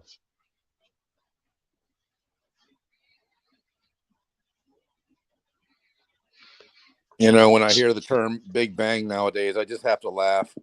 I mean, it definitely requires more blind faith to believe in Big Bang than it does any ancient cosmology or any religion out there. If you're going to believe in the heliocentric nonsense and the Big Bang delusion, I mean, the only thing you have is blind faith. And a lot of people can't see that when I bring it up, but like, you believe that, but all you have is belief. You don't have any facts to back it up. It just makes me laugh every time I think of it or I hear the word Big Bang now. Keith, you know, with these new images coming out of NASA left and right every day, you need super blind power to see this stuff as real. Yeah, one of the famous ones recently showing the, I guess showing the Artemis itself, and then showing the moon, and then showing the Earth. Yeah. If you look at there's three little things sticking out of Artemis, and if you look at the shadows off of those three things, two of them are one direction, and one of them is a completely different direction. You know, what is the sun? The sun is tiny, a flashlight, and it's 10 feet away. I mean, how do you make those shadows? It's ridiculous. Nah, bro, they're full-grown human beings cheering this stuff on right now, and it's a scary thing.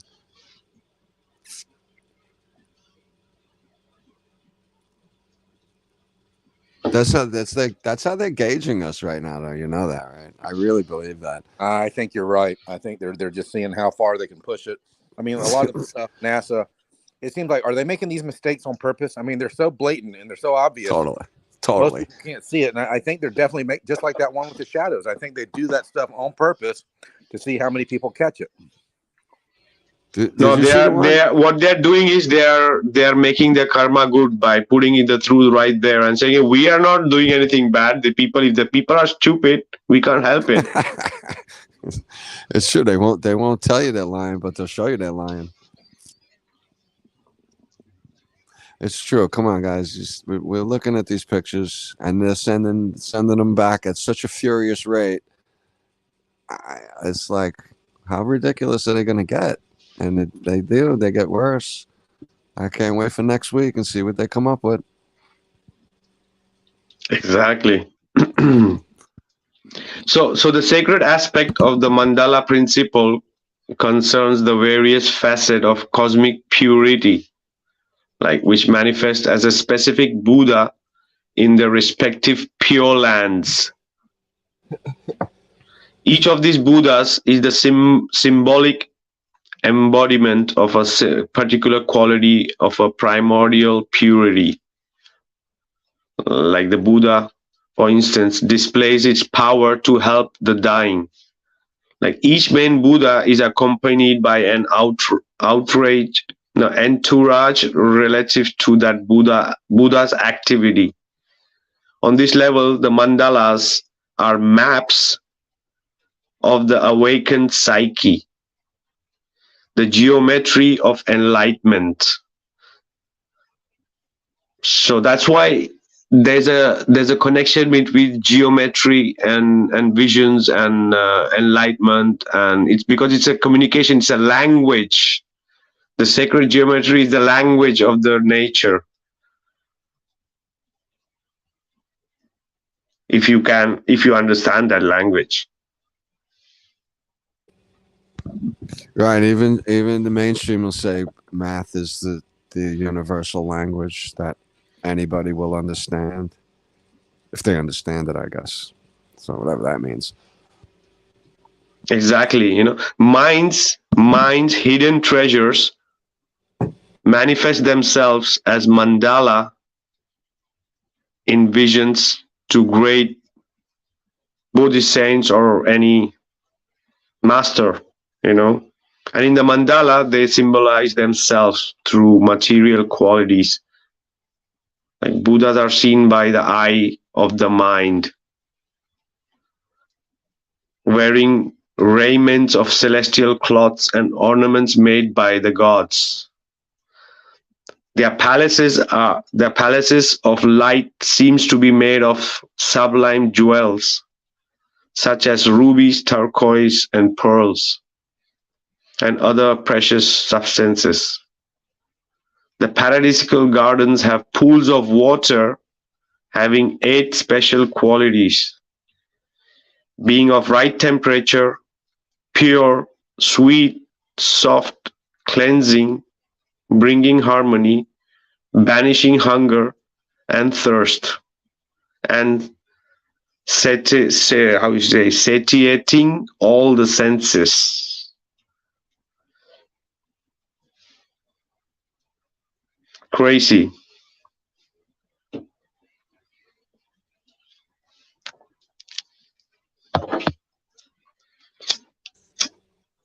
How many senses do we really have anyway? I always thought we have 5. But it was like many more, right? yeah, many more. So many. Hundreds. More. Intuition. They didn't even give us a sense of humor. They wouldn't even give us that one in school.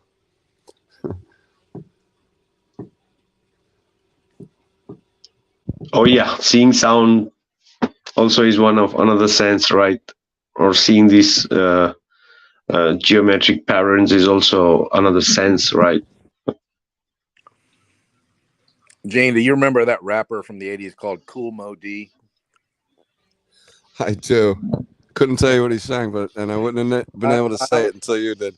Well, sometimes I just remember one lyric from one of his songs. He said, the first 5 senses are all correlated, the 6th and 7th on how you elevate it.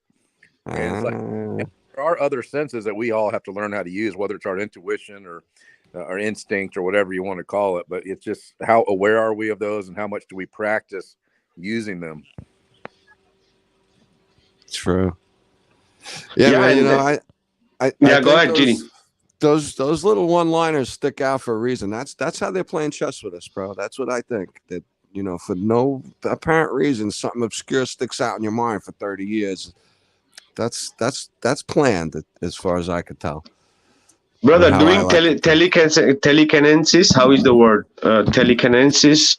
Telekinesis. Or all these other kind of thing is just activating your senses. It's just getting what is inside. So all these different practices or Reiki or any other healing practices, crystals or whatever that the human can do with, for healing and for harmony, it's just activating that sense that already exists inside us. 100%. It ain't no superpower. It ain't no demonic. Right. I heard someone a week or so ago on Facebook saying chakras are satanic too. I'm like, oh God. Exactly. Oh my God, makes me You know, sick. I mean, it's just it's annoying. It's just beyond ignorant. It's beyond stupid. It really is. Get on the ball, everybody. Watch out, the devil's gonna get you. Oh yeah. So these Buddha realms should not be confused with the realms of worldly gods, which are also full of splendors. They have radically different natures. Like some scripture even say that they don't even have one atom in common. Like the devas or Wow. the deva realms are the transient, illusory fruits of good karma. The enlightened mandalas are the spontaneous manifestation of eternity, like natural archetypal symbols generated by mind itself.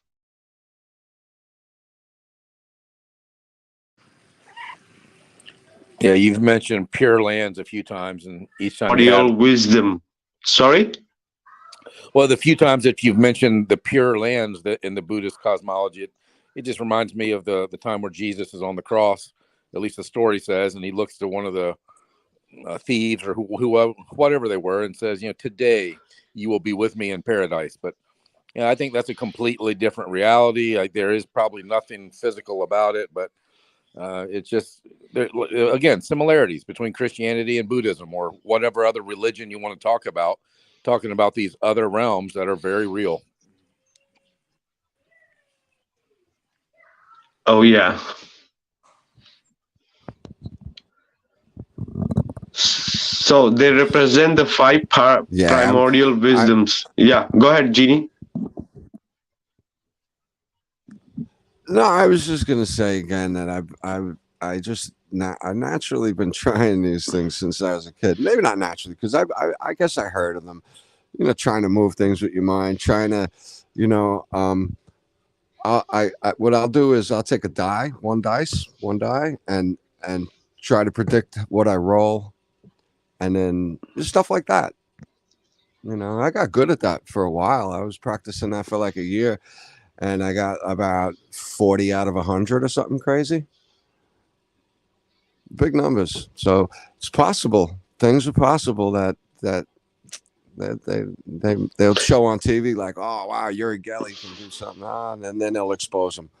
But that stuff is more real than they want to tell us. Again, like they'll show it. It's all science, brother. It's all science. It's all science connected with your ability and senses. You perceive the world and the life force energy and the vibrations that are coming from all around helps you to understand and decode in every possible way.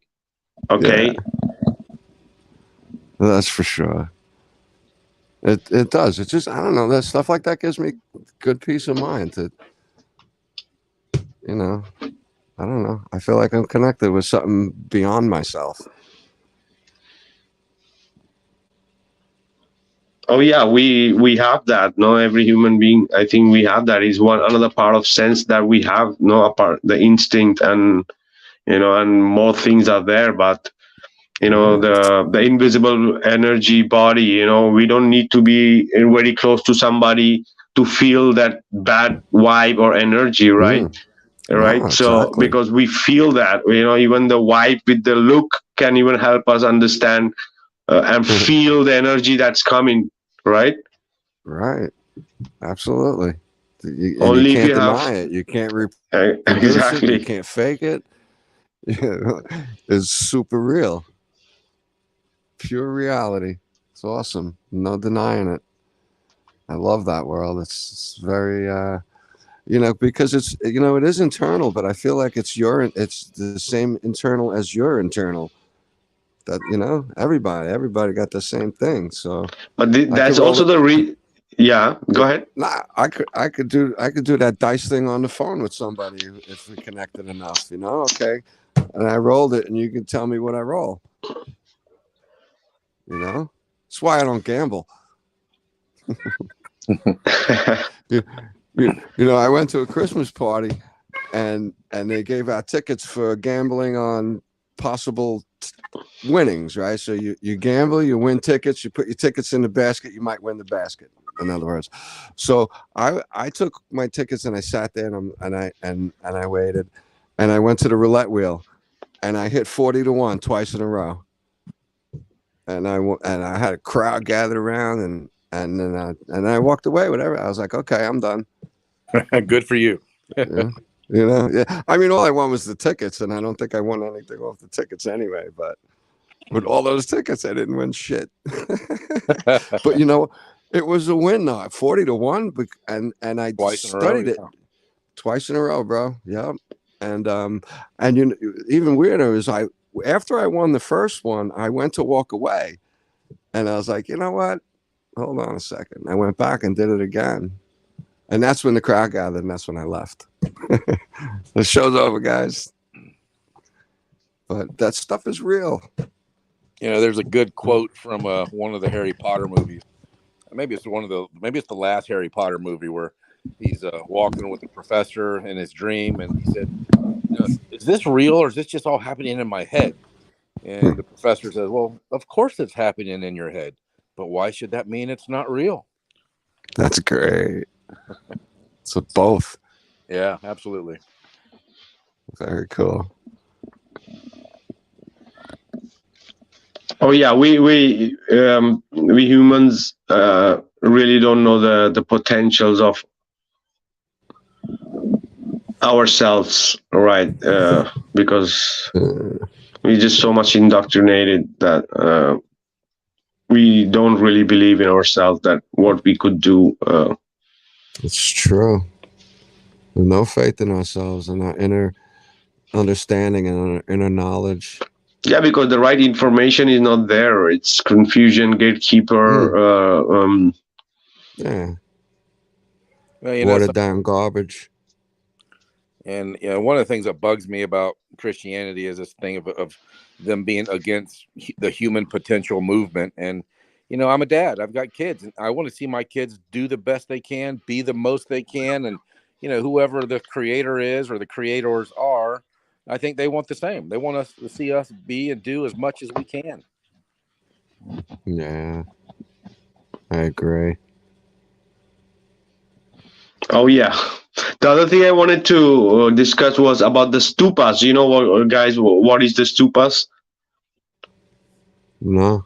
But stupas is like those monuments you find in the Buddhist cosmology. You know, it's like a representation of the Mount Meru that they built everywhere, wherever it's Buddhist are, in China, in Taiwan, in Japan, everywhere. It's called stupas. It's like a representation of the Mount Meru, the north. Wow. I'm not familiar with that. Me neither. Yeah, you can look it up. It's called stupas. Stupas. It's called because so the stupas are kind of a representation of mandalas, because a mandala is a drawing on a two-dimensional. So the stupas are it's a three-dimensional monumental mandala. So it's a representing the north, representing the sacred geometry. Like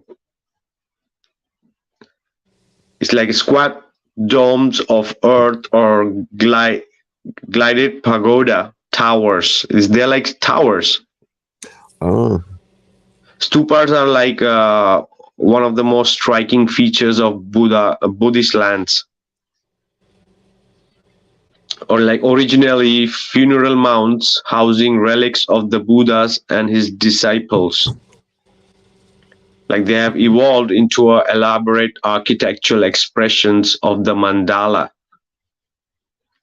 Like unlike the churches, mosques, and temples, their prime function is not to house the disciple within a sacred space, but to place a model of sacred order within the chaos of the worldly landscape.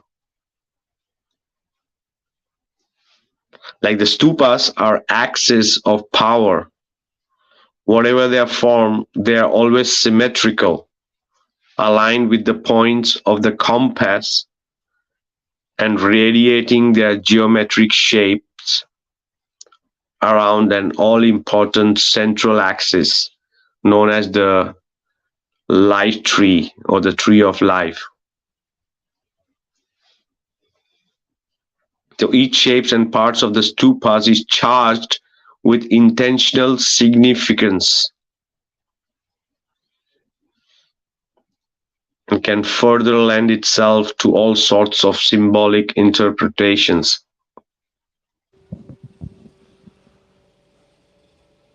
Some of these almost look like a Tartarian feel to it. Yeah, wasn't looking at pictures, but I was just thinking that same thing. Some of Yeah, those they're mostly like towers. Yeah, but there's a very specific kind because it's all over the world. These stupas, it represents the Buddhist cosmology. It literally because it's very similar. Those mandalas and the stupas and their temples are almost also the same. Their constructions are very similar. It's like as we mentioned before, a three-dimensional mandala, a three-dimensional sacred geometry, a three-dimensional representation of the Mount Meru. Right. Or the So they could be like the original healing centers, energy harvesting centers too, though, right? Yeah, because exactly. Because in that form, that geometrical form that brings that life force energy to that point. Wow. Yeah. Where the people literally, go ahead.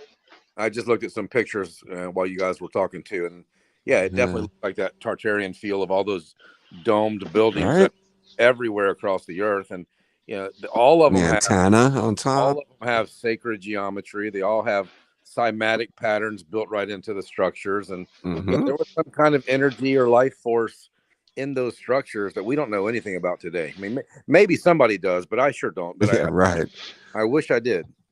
I bet you they do know, Keith. That's why they're such secret. Yeah, I think somebody shoved aside. I think they know. So many of those structures, they're just as impossible on the inside as they are on the outside. When you look at the underside of some of those domes, there's just no way somebody with a hammer and a chisel and a candle made that. It's somebody or painted it with a fresco. You know how hard it is to do fresco, bro? You know what that is? No. That's when you put the paint pigment into the plaster of Paris and paint with the plaster. You know how fast plaster of Paris dries? You got like a 30-second life shelf for that, or throw it out. It's maybe a little exaggerated. I'm not sure, but it's extremely difficult. And he did it supposedly laying down upside down, and one guy did all that. And right. Yeah, laying on his back. Yeah. Right. No, sorry. Frescoes are extremely difficult. And where'd they get all that pigment from, too? And the Mona Lisa pigments were like 50 microns smaller than anything they can do today by machine. So that's kind of weird right there. Yeah. All that stuff is like, no, the story's wrong. Yeah, very wrong. These stupas are beautiful, though. I think they were healing centers, or energy harvesting centers for people, and to keep everybody well before they got sick. That's how I feel. Beautiful. And I wonder if they're on specific locations, any ley lines on the earth. Yeah, that's yep. That they line up with the stars. Exactly, and also below on the ground, and the magnetic energy and the ley lines also on the ground and below the grounds and the elements. So it have to be in below, on the ground, in the water, in the air, above. So right. And that's cool. The sacred geometry is right there.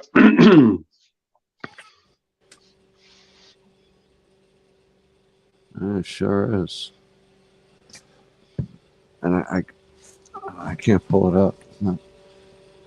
But they're labeling parts of these antennas with something. I just can't read it. If anybody can pull that up, if anybody knows.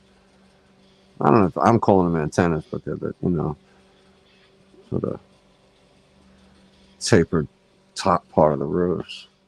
Exactly. The Nepali and the Tibetan style like expands outward like Mount Meru. Like indeed, the stupa does represent this axis mundi and the dome and the pavilion, which surrounds it in its analogs to the place of the Lord of the All. Like the stupas represents many things. Primarily, it's a form representing a formless, the expanse of the truth, the realms of voidness. Wow. One of many ways of explaining some of its symbolism, it's like, it's a cubic base with its terraces and steps represents the earth element, the wisdom of the sameness, and the jewels family of the beings. The mount or the treasure vase represents the water element, the mirror-like wisdom, and the Vajra family of the beings, and it's particularly associated with the 7 factors of enlightenment: mindfulness, awareness, diligence, joy, tranquility, absorption, and equanimity. The pavilion and the spire together represents the fire element, discerning the wisdom and the lotus family. It represents the eightfold path of right view, contemplation, speech, action, livelihood, effort, mindfulness, and samadhi. All seeing eyes are painted on the pavilion. Right, I see that on the bottom of one of these. Hey, Keith, you know what these towers are reminding me of is a Christmas tree. Oh, really? Yeah. Yep. Some of them. True. Plain sight. Right. Some of them look a little more like a bell. All very similar. So they must have very significant meanings behind how they're shaped and what they can do. Exactly, and it's representing the realms, the most important part, like. Oh, I see that. Yeah, some of them have. Let me see if I can get one up. How many different layers to them? Well, they're all different. Yeah, there are. Every layer is in a way a realm also. Then there are 13 parasol rings of the spire represents the attainment of the first, the 10 bodhisattva levels, and then the 3 bodies of the Buddhas. The parasol itself represents the wind element, the all-accomplishing wisdom, and the karma family. The moon, the sun, and the jewel represents the space element, wisdom, and the Buddha family of beings. It's crazy, yeah.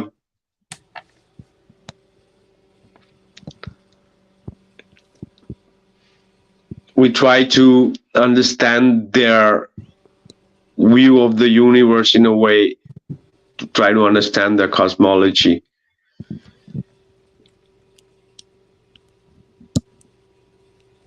And it's crazy. It's the same problem also with the mainstream media. They always try to put it in their context, also with this cosmology too, and.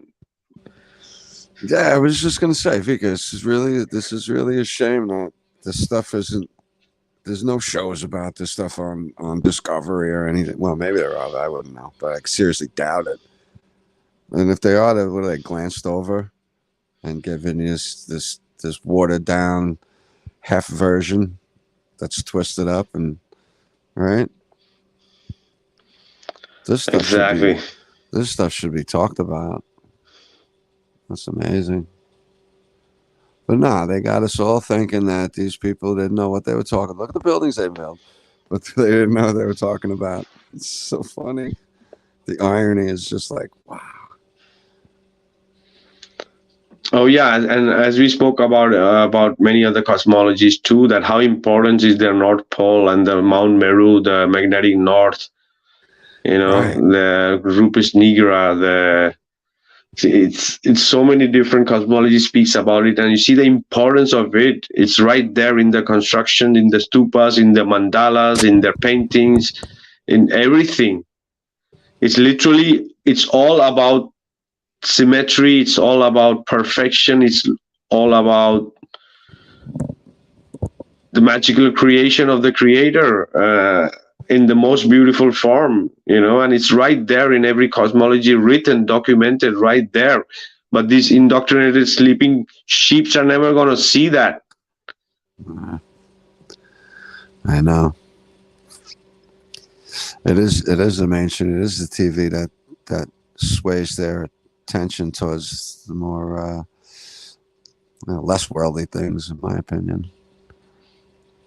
Yeah. So if they can really stop demonizing and start looking into other things, that would be really great. So this was just a small taste of the Buddhist cosmology. We don't even touch nothing. Really? Really?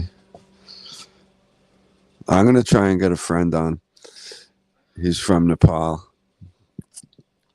But he's nervous. He's like, nah, my English isn't good enough. He's like, I asked him twice. He's like, nope. Come on. He's a good guy. He told me, he's like, yeah, come to my country. I'll let you stay at my house. You don't pay for nothing. I wish. Oh, yeah. You are the rarest and the most advantageous existence right now. A human being. Yeah, this is fun, man. This is fun. Regardless, I feel stuck here sometimes, but it's okay. It's a part of it. Yeah, it's a part of it. It's temporary, man. So stuck as I am, I try to enjoy it. You're right. It's part of the gig. It's part of the gig. Yeah, you have the capacity to become enlightened, realize nirvana, progress on the path, hear the teachings, and the most importantly, your own power to transform your karma from unwholesome to wholesome. The merits you generate are a vital part of advancing towards the goal of enlightenment. While our mundane world can be very challenging, this is the mud that provides us the nutrients in order to grow. The reason lotus flowers are always used in Buddhism is due to the illustrative example of the Buddhist path. They exist in a murky and muddy water, unseen to the eyes, which nourishes them, eventually breaking the top of the water and blooming beautifully with no dirt or mud on the flower. The blooming is the enlightenment and the nirvana, and it's within you. It's your true natural state. But without the nutrients of this material world, you aren't able to grow your flower stalk long enough to break the surface of the water, nor bloom into a beautiful flower. This takes time, patience, continued efforts, and determination and practice.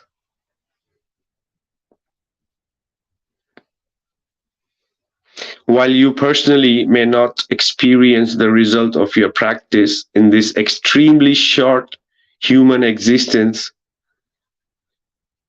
you are in right now, the merits you generate now have a long-lasting consequences. Do good and practice like this is a rare opportunity, because it is. All right, guys, we're going to have last thoughts about the topic today, and we're going to be wrapping it up. I'll go first. My battery's about to die. There's a book I read years ago, Way of the Peaceful Warrior by Dan Millman. I think it was in that book, or it might have been his second one, The Sacred Journey of the Peaceful Warrior.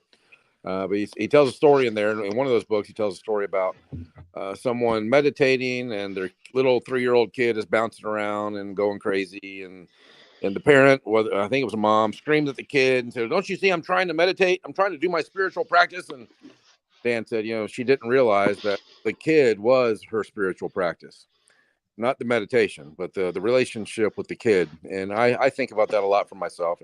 I've got 7 kids. Sometimes they will drive me insane, and the very next minute they'll melt my heart. And whether we can achieve enlightenment or nirvana or heaven or whatever here and now, I don't know. But for me, I don't think the goal is perfection, but the goal is progress.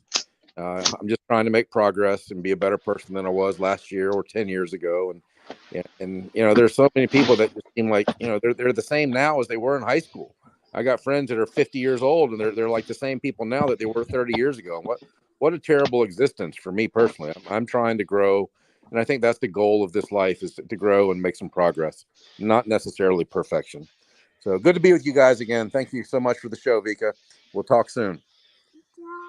Oh yeah, definitely, brother. The life is not about destination; it's about the journey, right? So everything needs to be experienced, right? So as you mentioned, like, taking ahead a family is also a very difficult part. It's also spiritual, and it's also very difficult, so but it's a part that we are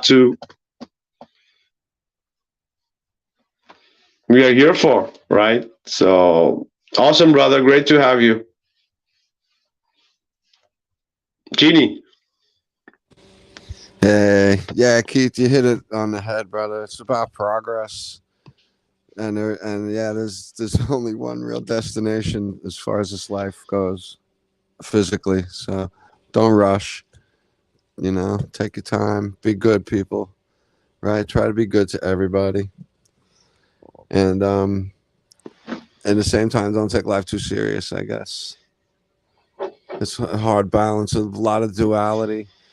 These talks are really, really awesome, Vikka, and I'm getting so much out of them personally, and right now I'm like, thank you guys all so much, because I wasn't gonna come on tonight. I wasn't really feeling good. I actually really felt terrible yesterday and today, and my body's just got something. But Vikka's like, come on, hang out.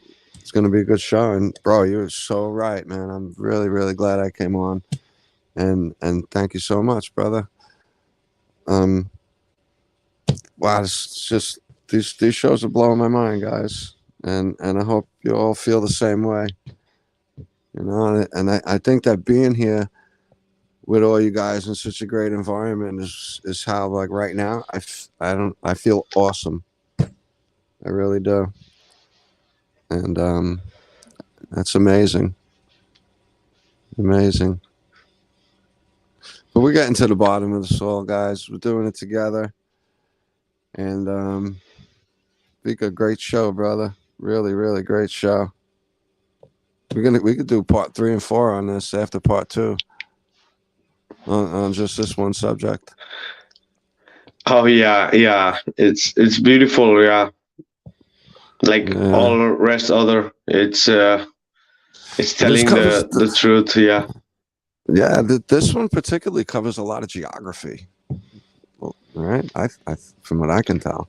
Exactly. The thing is that we didn't really discuss so much geography, but it is describing the geography, because we are speaking we discuss it in a way of how they perceive and how their world is, and it literally telling how it is, in a way of heavens and places and right. Us humans and all these cycles and the time periods, and how it interconnects and everything exists right now, and how we behave depends on which different realms we could be, and this realm is equally important for us to grow, to be on higher realms and different realms. It's crazy, Right, and all this existence of elements and water and magic water and the light and the senses and be humans, and every being that inhabited world are capabilities of possibilities connecting with this energy and frequencies and everything around to be in harmonic, and experience that ecstasy, that bliss of just being, of human being, to just be and let be everybody else too, right? Exactly. Guys, this is a thing that I do often, and it works when if I'm staring at something like 50 feet away, trying to meditate on that, I'll try and not stare at just concentrate on the 25 feet in between where there's apparently nothing. Don't look at anything. Concentrate on the thin air in front of you. And that's how, like, if you put your hand in front of your face, you're 3 feet away. Try to think about the space in between. And it just brings me to a different place. And it's very relaxing, where you can forget about everything and just be. And don't have anything on your mind, because there's nothing there, right? Well, as far as I can tell. But I know there's waves and everything there, but I'm not talking about that. But if you could tap into those waves, it's a different world. It's nature's way to show us the other realities in the form of geometric symmetry and patterns. As I mentioned before, as it's the language of the nature, it's the language, universal language, the sacred Fibonacci geometry. sequence, right? Yeah, and everything, and our earth, and our flat realm, and our celestial sphere, everything is just synchronicity, sacred geometry at its perfection, because it's a perfect creation, right? So amazing Buddhist cosmology, beautiful as all other ones, totally flat, geocentric, with many realms, many beings, many possibilities, many cycles, many lives to learn, to be here, is part of it, So thank you, everybody. Thank you, Jeannie. Thank you, Keith. Thank you, everybody in the chat. Thanks, guys. Good night, guys. Yeah, and make sure you guys check us out on next episode of Heliopsychosis podcast, guys. This is Vikka Draziv signing out. Bye, guys. See you soon.